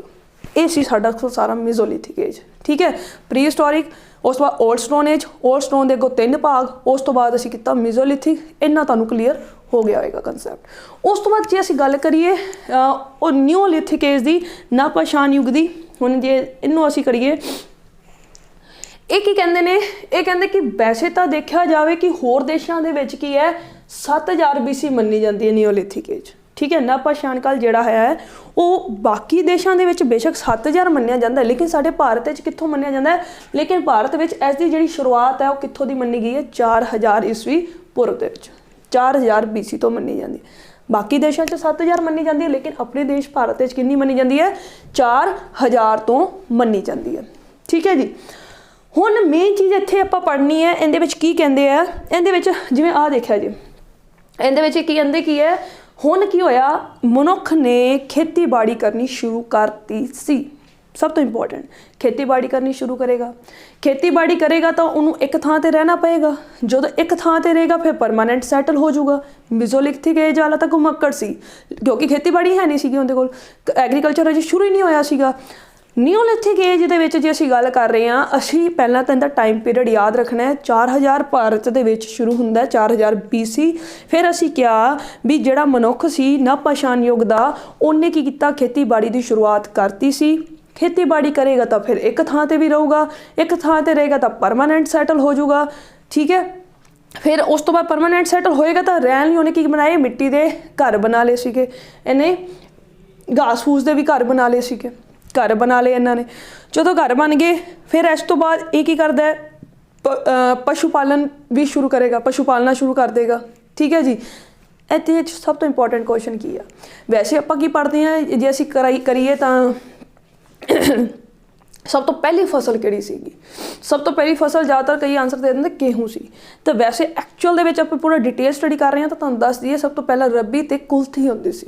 ਰੱਬੀ, ਕੁਲਥੀ ਤੇ ਰੱਬੀ ਪਹਿਲੀ ਫਸਲ ਮੰਨੀ ਗਈ। ਪਹਿਲੀ ਰੱਬੀ, ਫਿਰ ਕੁਲਥੀ, ਫਿਰ ਗੇਹੂੰ, ਠੀਕ ਹੈ, ਕਣਕ, ਫਿਰ ਉਸ ਤੋਂ ਬਾਅਦ ਜੌਂ, ਬਾਜਰਾ, ਚਾਵਲ, ਇੱਦਾਂ ਆਇਆ। ਰੱਬੀ ਕੁਲਥੀ ਸਾਡਾ ਆਨਸਰ ਹੋਏਗਾ। ਠੀਕ ਹੈ ਜੀ। ਫਿਰ ਇਸ ਤੋਂ ਬਾਅਦ ਕੀ ਹੋਇਆ? ਜਦੋਂ ਇੱਕ ਥਾਂ 'ਤੇ ਰਹੇਗਾ ਤਾਂ ਜਨਸੰਖਿਆ ਵਧੇਗੀ ਤਾਂ ਇੱਥੋਂ ਹੀ ਜਿਹੜਾ ਹੈ ਗਾਂਵ ਦੀ ਸ਼ੁਰੂਆਤ ਹੋ ਗਈ ਸੀ। ਵਿਲੇਜ ਦੀ ਸ਼ੁਰੂਆਤ ਜਿਹੜੀ ਆ ਉਹ ਇੱਧਰੋਂ ਹੋ ਗਈ ਸੀ। ਠੀਕ ਹੈ ਜੀ, ਇੱਥੋਂ ਪਿੰਡ ਦੀ ਸ਼ੁਰੂਆਤ ਹੋ ਗਈ ਸੀ। ਸੋ ਇਹਦੇ ਜਿਹੜੇ ਔਜ਼ਾਰ ਸੀ ਉਹ ਬਹੁਤ ਅੱਛੇ ਕਿਸਮ ਦੇ ਬਣ ਗਏ ਸੀ, ਨੁਕੀਲੇ ਹੋ ਗਏ ਸੀ, ਅੱਛੀ ਧਾਰ ਵਾਲੇ ਬਣ ਗਏ ਸੀਗੇ, ਅਤੇ ਇਹਦੇ ਕਾਫੀ ਅੱਛੇ ਕਾਰਗਰ ਸੀ, ਮਜ਼ਬੂਤ ਸੀ, ਅੱਛੇ ਕਿਸਮ ਦੇ ਸੀ ਇਹਦੇ ਜਿਹੜੇ ਔਜ਼ਾਰ ਸੀ ਨਵਪਛਾਣ ਕਾਲ ਦੇ। ਠੀਕ ਹੈ, ਹੁਣ ਦੇਖਦੇ ਹਾਂ ਅਸੀਂ ਇਹਨਾਂ ਨੂੰ। ਨਵਪਛਾਣ ਕਾਲ ਹੋਰਾਂ ਦੇਸ਼ਾਂ ਵਿੱਚ ਵੈਸੇ ਕਹਿੰਦੇ 7000 ਹੈ, ਵੈਸੇ ਕੀ ਹੈ, ਇੱਕ ਸੈਕਿੰਡ, ਵੈਸੇ ਕੀ ਹੈ ਆਪਣੇ ਭਾਰਤ ਦੀ ਸ਼ੁਰੂਆਤ ਜਿਹੜੀ ਹੈ 4000 ਹੈ। ਮਨੁੱਖ ਦੇ ਔਜ਼ਾਰ ਜਿਹੜੇ ਆ ਉਹ ਮੱਧਪਛਾਣ ਕਾਲ ਦੀ ਬਜਾਏ ਜ਼ਿਆਦਾ ਸੁੰਦਰ, ਕਾਰਗਰ ਅਤੇ ਮਜ਼ਬੂਤ ਅਤੇ ਸੁਵਿਧਾਜਨਕ ਹੋ ਗਏ ਸੀ। ਰਹਿਣ ਸਹਿਣ ਦੇ ਢੰਗ ਦੇ ਵਿੱਚ ਕੁਝ ਜ਼ਿਆਦਾ ਵਿਕਸਿਤ ਹੋ ਗਿਆ ਸੀ। ਨਵਪਛਾਣ ਦਾ ਆਧਾਰ ਸੀ ਖੇਤੀਬਾੜੀ ਦਾ ਆਰੰਭ। ਇਹ ਸਭ ਤੋਂ ਮੇਨ ਇੰਪੋਰਟੈਂਟ ਪੁਆਇੰਟ। ਪਸ਼ੂ ਪਾਲਣਾ, ਸਥਿਰ ਅਤੇ ਗ੍ਰਾਮੀਣ ਜੀਵਨ ਦਾ ਆਰੰਭ, ਕਿਉਂਕਿ ਖੇਤੀਬਾੜੀ ਕਰਨ ਲਈ ਇੱਕ ਥਾਂ 'ਤੇ ਰਹਿਣਾ ਜ਼ਰੂਰੀ ਹੋ ਗਿਆ ਸੀ। ਇਹੀ ਅਸੀਂ ਗੱਲ ਕੀਤੀ। ਠੀਕ ਹੈ ਜੀ, ਇਹੀ ਅਸੀਂ ਪੜ੍ਹਿਆ। ਕੀ ਹੋਇਆ? ਐਗਰੀਕਲਚਰ ਦੀ ਸ਼ੁਰੂਆਤ ਹੋਈ। ਐਗਰੀਕਲਚਰ ਦੀ ਸ਼ੁਰੂਆਤ ਕੀਤੀ ਤਾਂ ਫਿਰ ਇੱਕ ਥਾਂ 'ਤੇ ਰਹਿਣਾ ਇਹਨੇ ਸ਼ੁਰੂ ਕਰਤਾ ਸੀਗਾ। ਅਤੇ ਉਸ ਤੋਂ ਬਾਅਦ ਹਾਂ, ਬੁਰਜ ਹੋਮ ਦੇ ਅਵਸ਼ੇਸ਼ਾਂ ਤੋਂ ਪਤਾ ਚੱਲਦਾ ਹੈ ਕਿ ਮੁਰਦੇ ਦੇ ਬੰਦੇ ਦੇ ਨਾਲ ਉਸ ਦੇ ਕੁੱਤੇ ਨੂੰ ਵੀ ਦਫਨ ਕੀਤਾ ਜਾਂਦਾ ਸੀ। ਇਹ ਵੀ ਅੱਗੇ ਆਪਾਂ ਬਾਅਦ ਚੋਂ ਗੱਲ ਕਰਾਂਗੇ। ਖੈਰ ਇਹ ਲਾਈਨ ਜਿਹੜੀ ਹੈ ਥੋੜ੍ਹੀ ਆ ਗਈ। ਕਹਿੰਦੇ ਮਨੁੱਖ ਨੇ ਕਹਿੰਦੇ ਚੱਕੇ ਅਤੇ ਅੱਗ ਦੀ ਖੋਜ ਕੀਤੀ ਸੀ। ਇਹ ਸਭ ਤੋਂ ਇੰਪੋਰਟੈਂਟ ਹੈ, ਠੀਕ ਹੈ। ਇਹਨੇ ਕੀ ਕੀਤਾ ਸੀਗਾ? ਇਹਨੇ ਅੱਗ ਦੀ ਖੋਜ ਕਰਤੀ ਸੀ, ਚੱਕੇ ਦੀ ਖੋਜ ਕਰਤੀ ਸੀ, ਪਹੀਏ ਦੀ ਖੋਜ ਕਰਤੀ ਸੀ। ਇਹ ਕਾਫੀ ਇੰਪੋਰਟੈਂਟ ਸੀਗਾ। ਇਹਦੀ ਖੋਜ ਕਦੋਂ, ਅਵਿਸ਼ਕਾਰ ਜਿਹੜਾ ਹੈ ਕਦੋਂ ਹੋਇਆ? ਜਿਹੜਾ ਸੀ ਨਵਪਛਾਣ ਯੁੱਗ ਦੇ ਵਿੱਚ ਹੋਇਆ, ਠੀਕ ਹੈ। ਮਿੱਟੀ ਦੇ ਬਰਤਨ ਬਣਾਉਂਦਾ ਸੀਗਾ, ਪਹੀਏ ਤੋਂ ਮਿੱਟੀ ਦੇ ਬਰਤਨ ਬਣਾਉਂਦਾ ਸੀ, ਅੱਗ ਤੋਂ ਮਿੱਟੀ ਦੇ ਬਰਤਨ ਨੂੰ ਪਕਾ ਵੀ ਲੈਂਦਾ ਸੀ। ਇਹ ਅਸੀਂ ਪੜ੍ਹਿਆ। ਅਸੀਂ ਨਿਓਲਿਥਿਕ ਏਜ ਦੀ ਗੱਲ ਕੀਤੀ। ਅਸੀਂ ਕਿਹਾ ਬਾਕੀ ਦੇਸ਼ਾਂ 'ਚ 7000, ਬਾਕੀ ਦੇਸ਼ਾਂ 'ਚ ਭਾਵੇਂ 7000 BC ਮੰਨੀ ਗਈ ਹੈ, ਸਾਡੇ ਭਾਰਤ ਵਿੱਚ ਕੀ ਹੈ 4000 BC ਤੋਂ ਨਵ ਪਾਸ਼ਾਣ ਕਾਲ ਦੀ ਜਿਹੜੀ ਹੈ ਸ਼ੁਰੂਆਤ ਮੰਨੀ ਜਾਂਦੀ ਹੈ। ਇਹਦੇ ਵਿੱਚ ਔਜ਼ਾਰ ਅੱਛੇ, ਕਾਰਗਰ, ਮਜ਼ਬੂਤ ਹੋ ਗਏ ਸੀਗੇ। ਫਿਰ ਰਹਿਣ ਸਹਿਣ ਦਾ ਢੰਗ ਦੇ ਵਿੱਚ ਕੀ ਹੋਇਆ? ਵਿਕਸਿਤ ਹੋ ਗਿਆ ਸੀਗਾ। ਖੇਤੀਬਾੜੀ ਆਰੰਭ ਹੋ ਗਈ, ਪਸ਼ੂ ਪਾਲਣਾ ਸ਼ੁਰੂ ਹੋ ਗਿਆ ਸੀਗਾ। ਫਿਰ ਉਸ ਤੋਂ ਬਾਅਦ ਕਹਿੰਦੇ ਇੱਕ ਥਾਂ 'ਤੇ ਰਹੇਗਾ ਤਾਂ ਜਨਸੰਖਿਆ ਵੱਧ ਜੂਗੀ, ਪਿੰਡ ਦਾ ਵੀ ਨਿਰਮਾਣ ਹੋ ਜਾਏਗਾ। ਚੱਕੇ ਦਾ ਸ਼ਿਕਾਰ ਹੋ ਗਿਆ ਸੀਗਾ, ਅੱਗ ਦੀ ਖੋਜ ਹੋ ਚੁੱਕੀ ਸੀਗੀ, ਚੱਕੇ ਤੋਂ ਮਿੱਟੀ ਦੇ ਬਰਤਨ ਬਣਾ ਲੈਂਦਾ ਸੀ ਅਤੇ ਅੱਗ ਨਾਲ ਪਕਾ ਲੈਂਦਾ ਸੀ। ਇਹ ਸੀ ਸਾਡਾ ਨਿਓਲਿਥਿਕ ਏਜ। ਕਲੀਅਰ? ਇਹਨਾਂ ਕਲੀਅਰ ਹੋ ਗਿਆ ਹੋਣਾ ਤੁਹਾਨੂੰ ਸਾਰਿਆਂ ਨੂੰ, ਠੀਕ ਹੈ ਜੀ। ਸੋ ਅਸੀਂ ਕੀ ਪੜ੍ਹ ਲਿਆ? ਇੱਕ ਵਾਰੀ ਇੱਕ ਲਾਸਟ 'ਤੇ ਅਸੀਂ ਇੱਕ ਬਿਲਕੁਲ ਛੋਟਾ ਜਿਹਾ ਅਸੀਂ ਥੋੜ੍ਹਾ ਜਿਹਾ ਸ਼ੋਰਟ ਫਾਰਮ 'ਚ ਦੇਖਦੇ ਹਾਂ, ਕਿਉਂਕਿ ਇਹਦੇ ਉੱਤੇ ਕਾਫੀ ਕੁਐਸਚਨ ਬਣ ਜਾਂਦੇ ਆ, ਠੀਕ ਹੈ। ਬਾਕੀ ਸੁਣਿਆ ਜੇ। ਅਸੀਂ ਕਿਹਾ ਸਟਾਰਟਿੰਗ ਤੋਂ ਜੇ ਮਾੜਾ ਜਿਹਾ ਮੈਂ ਥੋੜ੍ਹਾ ਜਿਹਾ ਲਾਸਟ ਇੱਕ ਛੋਟਾ ਜਿਹਾ ਓਵਰਵਿਊ ਦੇਵਾਂ ਤਾਂ ਇਹ ਕੀ ਕਹਿੰਦੇ ਨੇ ਕਿ ਜਿਹੜਾ ਸਭ ਤੋਂ ਪਹਿਲਾਂ ਅਸੀਂ ਕਿਹਾ ਵੀ ਸਾਡੀ ਜਿਹੜੀ ਪਹਿਲੀ ਹੜੱਪਾ ਸੱਭਿਅਤਾ ਦੀ ਖੋਜ ਨਹੀਂ ਹੋਈ ਤਾਂ ਅਸੀਂ ਵੈਦਿਕ ਸੱਭਿਅਤਾ ਮੰਨਦੇ ਸੀ। ਵੈਦਿਕ ਸੱਭਿਅਤਾ ਸਾਡੀ ਪਹਿਲੀ ਪ੍ਰਾਚੀਨ ਸੱਭਿਅਤਾ ਸੀ। ਬਾਅਦ 'ਚੋਂ ਸਿੰਧੂ ਘਾਟੀ ਸੱਭਿਅਤਾ ਆ ਗਈ। ਜਦੋਂ ਸਿੰਧੂ ਘਾਟੀ ਸੱਭਿਅਤਾ ਆ ਗਈ ਤਾਂ ਇਤਿਹਾਸਕਾਰ ਕਹਿੰਦੇ ਨੇ ਗਹਿਰਾਈ ਦੇ ਵਿੱਚ ਅਧਿਐਨ ਕਰਨ ਤੋਂ ਬਾਅਦ ਉਹਨਾਂ ਨੇ ਇਹ ਨਿਸ਼ਕਰਸ਼ ਕੱਢਿਆ ਵੀ ਮਨੁੱਖ ਜੀਵਨ ਪਹਿਲਾਂ ਹੀ ਸ਼ੁਰੂ ਹੋ ਗਿਆ ਸੀਗਾ, ਲੇਕਿਨ ਰਿਟਨ ਸੋਰਸਿਸ ਸਾਡੇ ਕੋਲ 3000 BC ਦੇ ਮਿਲਦੇ ਹੈ। ਰਿਟਨ ਸੋਰਸਿਸ ਭਾਵੇਂ 3000 BC ਦੇ ਮਿਲਦੇ, ਉਸ ਤੋਂ ਪਹਿਲਾਂ ਵੀ ਮਨੁੱਖ ਸੀਗਾ ਜਿਹਦੇ ਸਾਡੇ ਕੋਲ ਰਿਟਨ ਸੋਰਸਿਸ ਨਹੀਂ ਮਿਲਦੇ। ਜਿਹਦੇ ਕੋਲ ਜੇ ਇਸ ਮਨੁੱਖ ਨੂੰ ਜਿਹਦੇ ਸਾਡੇ ਕੋਲ ਰਿਟਨ ਸੋਰਸਿਸ ਨਹੀਂ ਮਿਲਦੇ, ਉਸ ਮਨੁੱਖ ਨੂੰ ਅਸੀਂ ਕਿਹੜੇ ਕਾਲ 'ਚ ਰੱਖਦੇ ਹਾਂ? ਉਹਨੂੰ ਅਸੀਂ ਪ੍ਰੀ ਹਿਸਟੋਰਿਕ ਪੀਰੀਅਡ ਬੋਲ ਦਿੰਦੇ ਹਾਂ। ਇੱਕ ਆ ਚੀਜ਼ ਪੜ੍ਹੀ। ਫਿਰ ਅਸੀਂ ਕਿਹਾ ਵੀ ਮਨੁੱਖ ਜੀਵਨ ਦੀ ਸ਼ੁਰੂਆਤ ਲਗਭਗ 5 ਲੱਖ ਸਾਲ ਪਹਿਲਾਂ ਸ਼ੁਰੂ ਹੋਈ ਸੀਗੀ ਅਤੇ 40,000 ਸਾਲ ਪਹਿਲਾਂ ਖ਼ਤਮ ਹੋਈ। ਫਿਰ ਅਸੀਂ ਕਿਹਾ ਖ਼ਤਮ ਹੋਈ। ਫਿਰ ਅਸੀਂ ਕਿਹਾ ਵੀ ਜਿਹੜਾ ਮਨੁੱਖ ਸੀਗਾ ਇਹਨੂੰ ਪੜ੍ਹਨ ਲਿਖਣ ਦੀ ਜਾਣਕਾਰੀ ਨਹੀਂ ਸੀ। ਪੱਥਰਾਂ ਤੋਂ ਇਹ ਕੀ ਕਰਦਾ ਸੀ? ਪੱਥਰ ਤੋਂ ਔਜ਼ਾਰ ਬਣਾਉਣਾ ਜਾਂ ਹੱਡੀਆਂ ਦੇ ਔਜ਼ਾਰ ਬਣਾਉਣਾ, ਗੁਫਾਵਾਂ ਤੋਂ ਸਾਨੂੰ ਪਤਾ ਲੱਗਦਾ ਸੀ। ਫਿਰ ਅਸੀਂ ਕਿਹਾ ਵੀ ਇਹਨੂੰ ਖੇਤੀਬਾੜੀ ਨਹੀਂ ਆਉਂਦੀ ਸੀਗੀ, ਤਾਂ ਜਿਹੜੇ ਪੱਥਰਾਂ ਤੋਂ ਔਜ਼ਾਰ ਬਣਾਉਂਦਾ ਸੀ ਉਹਨੂੰ ਅਸੀਂ ਸਟੋਨ ਏਜ ਵੀ ਬੋਲਦੇ ਹਾਂ, ਠੀਕ ਹੈ ਜੀ। ਸਟੋਨ ਏਜ ਅੱਗੋਂ 3 ਭਾਗਾਂ 'ਚ ਵੰਡੀ ਹੋਈ ਹੈ। ਪਹਿਲਾ ਭਾਗ ਕਿਹੜਾ? ਓਲਡ ਸਟੋਨ ਏਜ ਜਿਹਨੂੰ ਬੋਲਦੇ ਆ, ਜਿਹਨੂੰ ਪੈਲਿਓਲਿਥਿਕ ਏਜ ਬੋਲਦੇ ਆ, ਜਿਹਨੂੰ ਪੁਰਪਛਾਣ ਕਾਲ ਬੋਲਦੇ ਆ। ਫਿਰ ਅਸੀਂ ਕਿਹਾ ਮੀਜ਼ੋਲਿਥਿਕ ਆਈ, ਠੀਕ ਹੈ। ਮੱਧ ਪਛਾਣ ਯੁੱਗ ਆਇਆ, ਫਿਰ ਨਵ ਪਛਾਣ ਯੁੱਗ ਆਇਆ, ਯਾਨੀ ਨਿਓਲਿਥਿਕ ਏਜ ਆ ਗਈ। ਅਸੀਂ ਓਲਡ ਸਟੋਨ ਏਜ ਨੂੰ ਵੀ ਅੱਗੋਂ ਜਲਵਾਯੂ ਦੇ ਆਧਾਰ 'ਤੇ ਪਲੱਸ ਉਸ ਤੋਂ ਇਲਾਵਾ ਅਸੀਂ ਉਹਨਾਂ ਦੇ ਔਜ਼ਾਰਾਂ ਦੇ ਆਧਾਰ 'ਤੇ ਅਸੀਂ ਇਹਨਾਂ ਨੂੰ 3 ਭਾਗਾਂ 'ਚ ਵੰਡਿਆ ਸੀਗਾ। ਉਹ ਕਿਹੜੇ 3 ਭਾਗ ਸੀਗੇ? ਉਹ ਇੱਕ ਆਰੰਭਿਕ ਓਲਡ ਸਟੋਨ ਏਜ ਯਾਨੀ ਅਰਲੀ ਓਲਡ ਸਟੋਨ ਏਜ ਸੀ। ਇੱਕ ਉਸ ਤੋਂ ਬਾਅਦ ਮਿਡਲ ਓਲਡ ਸਟੋਨ ਏਜ ਪੜ੍ਹੀ। ਫਿਰ ਉਸ ਤੋਂ ਬਾਅਦ ਅਸੀਂ ਅਪਰ ਓਲਡ ਸਟੋਨ ਏਜ ਪੜ੍ਹੀ। ਇਹਨਾਂ ਤਿੰਨਾਂ ਦੇ ਅਸੀਂ ਔਜ਼ਾਰ ਵੇਖੇ ਸੀ ਅਤੇ ਜਲਵਾਯੂ ਜਿਹੜੀ ਸੀ ਥੋੜ੍ਹੀ ਗਰਮ ਹੋਈ ਸੀ ਲਾਸਟ 'ਤੇ ਪਹਿਲੇ 2 'ਚ ਘੱਟ ਗਰਮ ਸੀ। ਅਸੀਂ ਆਹ ਪੜ੍ਹ ਲਿਆ ਸੀ ਸਾਰਾ, ਹੈ ਨਾ। ਕਿ ਅਸੀਂ ਕਿਹਾ ਸੀ ਆਰੰਭਿਕ ਦੇ ਵਿੱਚ ਹੱਥ ਵਾਲੀ ਕੁਲਹਾੜੀ ਜਿਹੜੀ ਹੈ ਉਹ ਮਿਲੀ, ਉਹ ਇਹਨਾਂ ਦਾ ਮੁੱਖ ਵਿਸ਼ੇਸ਼ਤਾ ਸੀਗੀ। ਅਸੀਂ ਆਹ ਪੜ੍ਹਿਆ ਸੀਗਾ ਖੁਰਚਣੀਆਂ ਅਤੇ ਬਰਮੇ। ਅਸੀਂ ਕਿਹਾ ਵੀ ਮੱਧ ਯਾਨੀ ਮਿਡਲ ਓਲਡ ਸਟੋਨ ਏਜ ਸੀ। ਅਤੇ ਉਸ ਤੋਂ ਬਾਅਦ ਅਪਰ ਓਲਡ ਸਟੋਨ ਏਜ ਦੇ ਵਿੱਚ ਅਸੀਂ ਕਿਹਾ ਸੀਗਾ ਵੀ ਇਹਨਾਂ ਦੇ ਜਿਹੜੇ ਔਜ਼ਾਰ ਸੀਗੇ ਉਹ ਤਕਸ਼ੀਨੀਆਂ ਸੀਗੇ, ਠੀਕ ਹੈ। ਅਸੀਂ ਇਹਨਾਂ ਦੀ ਅਤੇ ਫਲਕ ਯਾਨੀ ਬਲੇਡ ਸੀਗੇ। ਆਪਾਂ ਇਹਨਾਂ ਦੇ ਔਜ਼ਾਰਾਂ ਦੀ ਗੱਲ ਕੀਤੀ ਸੀ। ਫਿਰ ਅਸੀਂ ਮੀਜ਼ੋਲਿਥਿਕ ਏਜ ਦੀ ਗੱਲ ਕਰ ਲਈ ਵੀ ਇੱਥੇ ਜਲਵਾਯੂ ਜਿਹੜੀ ਉਹ ਗਰਮ ਹੋ ਗਈ ਸੀ, ਸ਼ੁਸ਼ਕ ਹੋ ਗਈ ਸੀ। ਫਿਰ ਅਸੀਂ ਕਿਹਾ ਘੁਮੱਕੜ ਹੋ ਗਿਆ ਸੀਗਾ, ਸਮੂਹ 'ਚ ਰਹਿੰਦਾ ਸੀਗਾ। ਫਿਰ ਸਾਨੂੰ ਉਹਨਾਂ ਦੇ ਅਵਸ਼ੇਸ਼ ਵੀ ਕਿੱਥੋਂ ਮਿਲੇ ਹੈ? ਛੋਟਾ ਨਾਗਪੁਰ ਮੈਂ ਤੁਹਾਨੂੰ ਦੱਸਿਆ ਸੀਗਾ। ਮੀਜ਼ੋਲਿਥਿਕ ਪੀਰੀਅਡ ਪੂਰੇ ਟਾਈਮ ਦੇ ਵੇਖੀਏ ਤਾਂ ਛੋਟਾ ਨਾਗਪੁਰ ਹੋ ਗਿਆ, ਜਾਂ ਕ੍ਰਿਸ਼ਨਾ ਨਦੀ ਦੇ ਤੱਟੀ ਪ੍ਰਦੇਸ਼ ਹੋ ਗਏ, ਜਾਂ ਮੱਧ ਭਾਰਤ ਤੋਂ। ਫਿਰ ਅਸੀਂ ਕਿਹਾ ਵੀ ਜਿਹੜੇ ਡੈੱਡ ਬੋਡੀ ਦਫਨਾਉਂਦੇ ਸੀਗੇ ਸਾਨੂੰ ਇੰਨੀ ਜਾਣਕਾਰੀ ਪ੍ਰਤਾਪਗੜ੍ਹ ਜ਼ਿਲ੍ਹੇ ਤੋਂ ਪਤਾ ਲੱਗੀ, ਸਰਾਏ ਨਾਹਰ ਰਾਏ ਮਹਾਦਰਾ ਤੋਂ ਪਤਾ ਲੱਗੀ। ਫਿਰ ਉਸ ਤੋਂ ਬਾਅਦ ਅਸੀਂ ਕਿਹਾ ਵੀ ਇਹਨੇ ਤੀਰ ਕਮਾਨ ਬਣਾ ਲਿਆ, ਪੱਥਰ ਦਾ ਚਾਕੂ ਵੀ ਬਣਾ ਲਿਆ ਸੀਗਾ। ਇਹਦਾ ਉਸ ਸਮੇਂ ਮੀਜ਼ੋਲਿਥਿਕ ਏਜ ਦਾ ਮੁੱਖ ਵਿਵਸਾय ਕੀ ਹੁੰਦਾ ਸੀ? ਕੰਦਮੂਲ ਇਕੱਠਾ ਕਰਨਾ, ਜਾਨਵਰਾਂ ਦਾ ਸ਼ਿਕਾਰ ਕਰਨਾ। ਇਹ ਅਸੀਂ ਪੜ੍ਹਿਆ। ਇਸ ਤੋਂ ਬਾਅਦ ਅਸੀਂ ਨਿਓਲਿਥਿਕ ਏਜ ਦੀ ਗੱਲ ਕੀਤੀ ਤਾਂ ਨਿਓਲਿਥਿਕ ਏਜ ਦੇ ਵਿੱਚ ਵੈਸੇ ਤਾਂ ਕਹਿੰਦੇ ਨੇ ਅੱਛਾ ਮੀਜ਼ੋਲਿਥਿਕ ਏਜ ਨੂੰ 8000 ਤੋਂ 4000 ਦੇ BC ਦੇ ਵਿੱਚ ਰੱਖਦੇ ਆ। ਮੈਂ ਤੁਹਾਨੂੰ ਪਹਿਲਾਂ ਵੀ ਦੱਸਿਆ ਸੀ। ਇਹਨੂੰ 7000 ਬਾਕੀ ਦੇਸ਼ਾਂ 'ਚ, ਲੇਕਿਨ ਭਾਰਤ ਦੇ ਵਿੱਚ ਇਹਦਾ ਜਿਹੜਾ ਟਾਈਮ ਹੈ ਉਹ ਕੀ ਹੈ ਮੰਨਿਆ ਜਾਂਦਾ? 4000 BC ਤੋਂ ਮੰਨਿਆ ਗਿਆ। ਔਜ਼ਾਰ ਅੱਛੇ ਕਿਸਮ ਦੇ ਹੋ ਗਏ ਸੀ, ਖੇਤੀਬਾੜੀ ਸ਼ੁਰੂ ਹੋ ਗਈ ਸੀ, ਪਸ਼ੂ ਪਾਲਣ ਸ਼ੁਰੂ ਹੋ ਚੁੱਕਿਆ ਸੀਗਾ, ਭੋਜਨ ਪਕਾ ਕੇ ਖਾਣ ਵੀ ਲੱਗ ਗਿਆ ਸੀਗਾ। ਇਸ ਤੋਂ ਇਲਾਵਾ ਇਹ ਸਾਰੀਆਂ ਗੱਲਾਂ ਅਸੀਂ ਕਰ ਲਈਆਂ। ਹੁਣ ਅੱਗੇ ਇਸ ਤੋਂ ਬਾਅਦ ਜਿਹੜਾ ਹੈ ਉਹ ਪ੍ਰੀ ਹਿਸਟੋਰਿਕ ਆਉਂਦਾ, ਉਹਨੂੰ ਆਪਾਂ ਕੱਲ ਕਰਾਂਗੇ, ਠੀਕ ਹੈ ਜੀ। ਇਸ ਤੋਂ ਬਾਅਦ ਸਾਡੇ ਕੋਲ ਆਉਂਦਾ ਪ੍ਰੀ ਹਿਸਟੋਰਿਕ ਪੀਰੀਅਡ, ਇਹਦੀ ਅਸੀਂ ਗੱਲ ਕਰਾਂਗੇ ਕੱਲ ਯਾਨੀ ਨੈਕਸਟ ਵੀਡੀਓ ਦੇ ਵਿੱਚ। ਜਦੋਂ ਵੀ ਅਸੀਂ ਮਿਲਾਂਗੇ ਨੈਕਸਟ ਵੀਡੀਓ ਦੇ ਵਿੱਚ ਇਹਦੀ ਪੂਰੀ ਅੱਗੋਂ ਡਿਟੇਲ ਦੇ ਵਿੱਚ ਜਾਣਕਾਰੀ ਲਾਂਗੇ, ਠੀਕ ਹੈ। ਜਸਟ ਵੇਟ, ਇਹ ਨਹੀਂ ਰੱਬ ਹੋਣਾ, ਖੈਰ ਹਾਂਜੀ। ਇਹ ਨਾ ਪਛਾਣ, ਅੱਛਾ ਇੱਕ ਲਾਸਟ ਜਿਹੜੀ ਨਾ ਪਛਾਣ ਕਾਲ ਦੇ ਜਿਹੜੇ ਸੈਂਟਰ ਹੈ, ਮੁੱਖ ਸੈਂਟਰ ਹੈ, ਇਹ ਰਹਿ ਗਏ ਸੀਗੇ। ਮੁੱਖ ਸੈਂਟਰ ਸਾਨੂੰ ਕਿੱਥੋਂ ਪਤਾ ਲੱਗਦੇ ਹੈ? ਇਹ ਸਾਨੂੰ ਜਿਹੜੇ ਹੈ ਇੱਕ ਕਸ਼ਮੀਰ ਦੇ ਵਿੱਚ ਸ਼੍ਰੀਨਗਰ ਤੋਂ 20 ਕਿਲੋਮੀਟਰ ਅੱਗੇ ਹੈ ਬੁਰਜ ਹੋਮ, ਨਾ ਪਛਾਣ ਕਾਲ ਦੇ ਮੁੱਖ ਸੈਂਟਰ ਜਿਹੜੇ ਹੈ ਉਹਦੀ ਗੱਲ ਕਰ ਰਹੇ ਹਾਂ। ਫਿਰ ਉਸ ਤੋਂ ਬਾਅਦ ਪਟਨਾ ਤੋਂ 40 ਕਿਲੋਮੀਟਰ ਦੂਰ ਜਾਈਏ ਤਾਂ ਗੰਗਾ ਦੇ ਉੱਤਰ ਦੇ ਵਿੱਚ ਕੀ ਹੈ, ਚਿਰਾਂਦ ਆ ਜਾਂਦਾ। ਗੋਦਾਵਰੀ ਨਦੀ ਦੇ ਤੱਟ ਹੋ ਗਏ, ਦੱਖਣ ਦੇ ਵਿੱਚ ਗ੍ਰੇਨਾਈਟ ਦੀਆਂ ਪਹਾੜੀਆਂ, ਅਸਮ ਤੇ ਮੇਘਾਲਿਆ ਦੀਆਂ ਪਹਾੜੀਆਂ ਆ ਜਾਣਗੀਆਂ। ਇਸ ਦੇ ਨਾਲ ਕਰਨਾਟਕ ਦੇ ਵਿੱਚ ਮਾਸਕੀ, ਬ੍ਰਹਮਗਿਰੀ, ਹਲੂਰ, ਕੋਟਕਲ, ਟੀ ਨਰਸੀਪੁਰ, ਹੈਕਲਕੋਟ, ਤਮਿਲਨਾਡੂ ਵਿੱਚ ਪਯਮਪੱਲੀ ਜਾਂ ਆਂਧਰ ਪ੍ਰਦੇਸ਼ ਦੇ ਵਿੱਚ ਪੀਕਲੀ ਹਲ ਜਾਂ ਉਤਨੂਰ। ਇਹਨੂੰ ਮੈਂ ਥੋੜ੍ਹਾ ਜਿਹਾ ਦੱਸ ਦੇਣੀ ਆ, ਫਿਰ ਉਸ ਤੋਂ ਬਾਅਦ ਖੈਰ ਬਾਕੀ ਆਪਾਂ ਕੱਲ ਕਰ ਲਾਂਗੇ।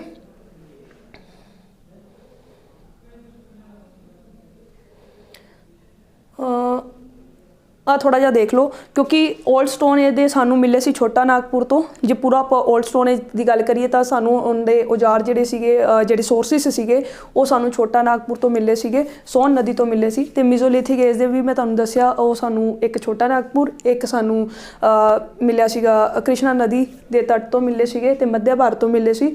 ਤੇ ਨਿਓਲਿਥਿਕ ਏਜ ਦੀ ਜੇ ਅਸੀਂ ਗੱਲ ਕਰੀਏ, ਇਹ ਸਾਨੂੰ ਕਿੱਥੋਂ ਮਿਲਦੇ ਆ? ਇਹ ਜਿਹੜੇ ਹੈ ਇਹ ਸਾਨੂੰ ਮਿਲਦੇ ਆ ਕਸ਼ਮੀਰ ਦੇ ਵਿੱਚ ਸ਼੍ਰੀਨਗਰ ਤੋਂ 20 ਕਿਲੋਮੀਟਰ ਦੂਰ ਬੁਰਜ ਹੋਮ, ਉੱਥੋਂ ਮਿਲਦੇ। ਬੁਰਜ ਹੋਮ ਆਪਾਂ ਪਹਿਲਾਂ ਵੀ ਅੱਗੇ ਵੀ ਪੜਾਂਗੇ। ਤੇ ਪਟਨਾ ਤੋਂ 40 ਕਿਲੋਮੀਟਰ ਦੂਰ ਗੰਗਾ ਨਦੀ ਦੇ ਉੱਤਰ ਵਿੱਚ ਸਥਿਤ ਚਿਰਾਂਦ ਤੋਂ ਮਿਲਦੇ ਆ, ਠੀਕ ਹੈ। ਗੋਦਾਵਰੀ ਨਦੀ ਦੇ ਤੱਟ ਦੱਖਣ ਦੇ ਵਿੱਚ ਗ੍ਰੇਨਾਈਟ ਦੀਆਂ ਪਹਾੜੀਆਂ ਹੋ ਗਈਆਂ, ਅਸਮ ਮੇਘਾਲਿਆ ਦੀਆਂ ਪਹਾੜੀਆਂ। ਇਸ ਦੇ ਨਾਲ ਕਰਨਾਟਕ ਦੇ ਵਿੱਚ ਮਾਸਕੀ ਹੈ, ਬ੍ਰਹਮਗਿਰੀ, ਹਲੂਰ, ਕੋਟਕਲ, ਟੀ ਨਰਸੀਪੁਰ, ਹੈਕਲਕੋਟ। ਤਮਿਲਨਾਡੂ ਦੇ ਵਿੱਚ ਪਯਮਪੱਲੀ, ਕਾਫੀ ਇੰਪੋਰਟੈਂਟ ਹੈ ਇਹ ਸਾਰਾ। ਆਂਧਰਾ ਪ੍ਰਦੇਸ਼ ਦੇ ਵਿੱਚ ਪੀਕਲੀ ਹਲ ਅਤੇ ਉਤਨੂਰ, ਠੀਕ ਹੈ। ਇਹਨੂੰ ਤੁਸੀਂ ਯਾਦ ਕਿਵੇਂ ਕਰ ਲਓਗੇ? ਮਾੜਾ ਛੋਟਾ ਜਿਹਾ ਜੇ ਅਸੀਂ ਗੱਲ ਕਰੀਏ ਤਾਂ ਇੰਨੀ ਤੱਕ ਤਾਂ ਖੈਰ ਤੁਹਾਨੂੰ ਯਾਦ ਹੋ ਹੀ ਜਾਏਗਾ। ਕਸ਼ਮੀਰ ਦੇ ਵਿੱਚ ਸ਼੍ਰੀਨਗਰ ਤੋਂ 20 ਕਿਲੋਮੀਟਰ ਅੱਗੇ ਬੁਰਜ ਹੋਮ ਆ ਜਾਊਗਾ, ਠੀਕ ਹੈ। ਇਹ ਤੁਸੀਂ ਯਾਦ ਕਰ ਲਓਗੇ। ਪਟਨਾ ਤੋਂ ਅੱਗੇ 40 ਕਿਲੋਮੀਟਰ ਅੱਗੇ ਗੰਗਾ ਦੇ ਉੱਤਰ ਦੇ ਵਿੱਚ ਚਿਰਾਂਦ, ਇਹ ਯਾਦ ਹੋ ਜਾਣਾ ਚਾਹੀਦਾ। ਗੋਦਾਵਰੀ ਨਦੀ ਦੇ ਤੱਟ ਯਾਦ ਹੋ ਜਾਣਗੇ। ਦੱਖਣ ਦੇ ਵਿੱਚ ਗ੍ਰੇਨਾਈਟ ਦੀਆਂ ਪਹਾੜੀਆਂ, ਅਸਮ ਮੇਘਾਲਿਆ ਦੀ ਪਹਾੜੀਆਂ, ਇੰਨੀ ਤੱਕ ਕਰ ਲਓਗੇ। ਇਸ ਤੋਂ ਬਾਅਦ ਜੇ ਤੁਸੀਂ ਕਰਨਾਟਕ ਦੇ ਵਿੱਚ ਮਾਸਕੀ, ਮਾਸਕ ਤਾਂ ਅੱਜ ਕੱਲ੍ਹ ਲਗਾਉਂਦੇ ਹੀ ਹੈ, ਤਾਂ ਮਾਸਕੀ ਯਾਦ ਰੱਖ ਲਿਆ ਜੇ। ਮਾਸਕ ਮੰਨ ਲਓ ਗਿਰ ਪਿਆ, ਗਿਰੀ, ਬ੍ਰਹਮਗਿਰੀ, ਇੱਥੋਂ ਯਾਦ ਹੋ ਜਾਏਗਾ। ਰੌਲਾ ਪੈ ਗਿਆ, ਹਲੂਰ ਹੋ ਜਾਊਗਾ। ਮੈਂ ਵੈਸੇ ਕਰ ਰਹੀ ਹਾਂ ਵੀ ਤੁਹਾਨੂੰ ਯਾਦ ਹੋ ਜਾਵੇ, ਠੀਕ ਹੈ। ਇਹਦੀ ਕੋਈ ਖਾਸ ਟ੍ਰਿਕ ਨਹੀਂ ਹੈਗੀ ਵੈਸੇ। ਕਹਿੰਦੇ ਮਾਸਕ ਸੀ, ਮਾਸਕੀ, ਗਿਰ ਗਿਆ, ਬ੍ਰਹਮਗਿਰੀ, ਹਲੂਰ, ਕਹਿੰਦੇ ਕੋਈ ਨਹੀਂ ਕੱਲ ਚੱਕ ਲਾਂਗੇ। ਕੋਟਕਲ ਹੋ ਜਾਊਗਾ, ਕੋਟਕਲ, ਠੀਕ ਹੈ। ਫਿਰ ਟੀ ਨਰਸੀਪੁਰ, ਇਸ ਤਰ੍ਹਾਂ ਹੈਕਲਕੋਟ ਹੈ। ਤਮਿਲਨਾਡੂ ਦੇ ਵਿੱਚ ਪਯਮਪੱਲੀ, ਠੀਕ ਹੈ। ਤੇ ਆਂਧਰਾ ਪ੍ਰਦੇਸ਼ ਦੇ ਵਿੱਚ ਪੀਕਲੀ ਹਲ ਅਤੇ ਉਤਨੂਰ। ਖੈਰ ਇਹਨੂੰ ਤੁਸੀਂ ਯਾਦ ਕਰ ਲੈਣਾ। ਇਹ ਆਪਣੇ ਹੈਗੇ ਨਿਓਲਿਥਿਕ ਏਜ ਦੇ ਨਾ ਪਛਾਣ ਕਾਲ ਦੇ ਜਿਹੜੇ ਮੁੱਖ ਕੇਂਦਰ ਜਿਹੜੇ ਨੇ ਉਹ ਹੈਗੇ ਆ, ਠੀਕ ਹੈ। ਸੋ ਇਹ ਸੀ ਸਾਡਾ ਸਾਰਾ ਕੁਝ। ਇਸ ਤੋਂ ਬਾਅਦ ਪੋਸਟ ਹੈ, ਪੋਸਟ ਹਿਸਟੋਰਿਕ ਪੀਰੀਅਡ ਹੈ, ਇਹਨੂੰ ਕਰਾਂਗੇ ਅਸੀਂ ਕੱਲ। ਆਦਿ ਇਤਿਹਾਸਿਕ ਕਾਲ ਹੈ, ਠੀਕ ਹੈ। ਇਹਨੂੰ ਅਸੀਂ ਨੈਕਸਟ ਵੀਡੀਓ ਦੇ ਵਿੱਚ ਕਰਾਂਗੇ। ਸੋ ਇਸ ਤੋਂ ਬਾਅਦ ਤੁਹਾਡੇ ਕੋਲ ਆ ਸਾਰਾ ਰਹਿ ਜਾਊਗਾ, ਇਹ ਨੈਕਸਟ ਵੀਡੀਓ 'ਚ ਆਊਗਾ, ਠੀਕ ਹੈ। ਤਾਮਰ ਪਛਾਣ ਕਾਲ ਹਜੇ ਪਿਆ ਕਰਨ ਵਾਲਾ। ਉਸ ਤੋਂ ਬਾਅਦ ਮੇਨ ਸਿੰਧੂ ਘਾਟੀ ਸੱਭਿਅਤਾ ਦਾ ਓਰੀਜਨ ਤੋਂ ਆਪਾਂ ਸਟਾਰਟ ਕਰਾਂਗੇ, ਠੀਕ ਹੈ। ਇਹ ਵੈਸੇ ਸਾਰਾ ਸਿੰਧੂ ਘਾਟੀ ਜਦੋਂ ਆਪਾਂ ਪੜ੍ਹਦੇ ਹਾਂ ਤਾਂ ਇਹਨਾਂ ਦੀ ਗੱਲਾਂ ਹੁੰਦੀਆਂ ਹੀ ਹੁੰਦੀਆਂ। ਇਹਦੇ ਉੱਤੇ ਵੀ ਕੋਈ ਵਾਰੀ ਕੁਐਸਚਨ ਬਣਦਾ ਹੀ ਹੈ, ਅਤੇ ਆਪਾਂ ਡਿਟੇਲ ਸਟੱਡੀ ਕਰਨੀ ਹੈ, ਕੁਛ ਵੀ ਆਪਾਂ ਨਹੀਂ ਛੱਡਣਾ, ਠੀਕ ਹੈ। ਐਤਕੀ ਪੇਪਰ ਜਿਹੜਾ ਹੈ ਉਹ ਕਲੀਅਰ ਕਰਨਾ ਹੀ ਕਰਨਾ ਹੈ। ਲੈਕਚਰ ਕੈਡਰ ਦਾ ਤਾਂ ਕਰ ਹੀ ਦੇਣਾ ਕਲੀਅਰ ਤੁਸੀਂ। ਇਹਦੀ ਜੇ ਮੈਂ ਕੋਰਸ ਦੀ ਗੱਲ ਕਰਾਂ, ਡੇਲੀ ਲਾਈਵ ਲੈਕਚਰਸ ਹੋਣਗੇ। ਸਟੱਡੀ ਮਟੀਰੀਅਲ ਦਿੱਤਾ ਜਾਏਗਾ, ਪ੍ਰੋਵਾਈਡ ਕੀਤਾ ਜਾਏਗਾ, ਠੀਕ ਹੈ। ਸਟੱਡੀ ਮਟੀਰੀਅਲ ਹੋਏਗਾ। ਇਸ ਤੋਂ ਬਾਅਦ ਔਨਲਾਈਨ MCQ ਸੀਰੀਜ਼ ਚੱਲੇਗੀ, ਫੁੱਲ ਮੌਕ ਟੈਸਟ ਹੈ। ਕੋਚਿੰਗ ਜੇ ਇੱਕ ਡਾਊਨਲੋਡ ਕਰ ਸਕਦੇ ਹੋ ਤੁਸੀਂ ਗੁਰੂਕੁਲ ਅਬੋਹਰ ਐਪ, ਠੀਕ ਹੈ ਜੀ। ਇਹ ਤੁਹਾਨੂੰ ਸਭ ਕੁਝ ਜਿਹੜਾ ਹੈ ਪ੍ਰੋਵਾਈਡ ਕੀਤਾ ਜਾਂਦਾ। ਇਸ ਤੋਂ ਬਾਅਦ thank you so very much, ਠੀਕ ਹੈ। ਆਈ ਹੋਪ ਕਿ ਤੁਹਾਨੂੰ ਸਮਝ ਆ ਗਿਆ ਸਾਰਾ। ਤੁਸੀਂ ਇਸ ਮਾਸਟਰ ਕੈਡਰ ਕੋਰਸ ਨਹੀਂ ਹੈ, ਇਹ ਲੈਕਚਰਰ ਕੈਡਰ ਕੋਰਸ ਹੈ। ਸਾਈਡ ਟਾਈਪ ਦੇ ਵਿੱਚ ਮਿਸਟੇਕ ਹੋ ਗਈ। ਲੈਕਚਰਰ ਕੈਡਰ ਦੇ ਇਸ ਨੂੰ ਗਰੁੱਪ ਨੂੰ ਤੁਸੀਂ ਬੈਚ ਨੂੰ ਜੁਆਇਨ ਕਰਨ ਲਈ ਤੁਸੀਂ ਇਸ ਨੰਬਰ 'ਤੇ ਕਾਲ ਕਰ ਸਕਦੇ ਹੋ 7453000046। ਠੀਕ ਹੈ ਜੀ, ਇਹਨੂੰ ਤੁਸੀਂ ਕੱਟ ਲਿਆ ਜੇ, ਸਾਡਾ ਲੈਕਚਰਰ ਕੈਡਰ ਦਾ ਹੈ, ਮਾਸਟਰ ਕੈਡਰ ਨਹੀਂ ਹੈ। ਇਹ ਨਹੀਂ ਕਰਨਾ। ਇਹ ਵੈਸੇ ਇਹ ਵੀ ਕਰਨਾ ਚਾਹੁੰਦੇ ਹੋ ਤਾਂ ਵੀ ਇਸ ਨੰਬਰ 'ਤੇ ਕਰ ਲਿਆ ਜੇ ਕੋਲ, ਉਹ ਵੀ ਕੋਈ ਪ੍ਰੋਬਲਮ ਨਹੀਂ।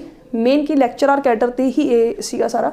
ਤਾਂ ਲੈਕਚਰਰ ਕੈਡਰ ਲਈ ਵੀ ਤੁਸੀਂ ਇਹਦੇ 'ਤੇ ਕੰਟੈਕਟ ਕਰ ਸਕਦੇ ਹੋ। ਮਾਸਟਰ ਕੈਡਰ ਜਾਂ ਹੋਰ ਵੀ ਤੁਸੀਂ ਬੈਚ ਲੈਣਾ ਚਾਹੋ ਤਾਂ ਇਹਦੇ 'ਤੇ ਤੁਸੀਂ ਗੱਲ ਕਰ ਸਕਦੇ ਹੋ, ਇਸ ਨੰਬਰ 'ਤੇ ਕੰਟੈਕਟ ਕਰ ਸਕਦੇ ਹੋ। Thank you so very much. Thank you.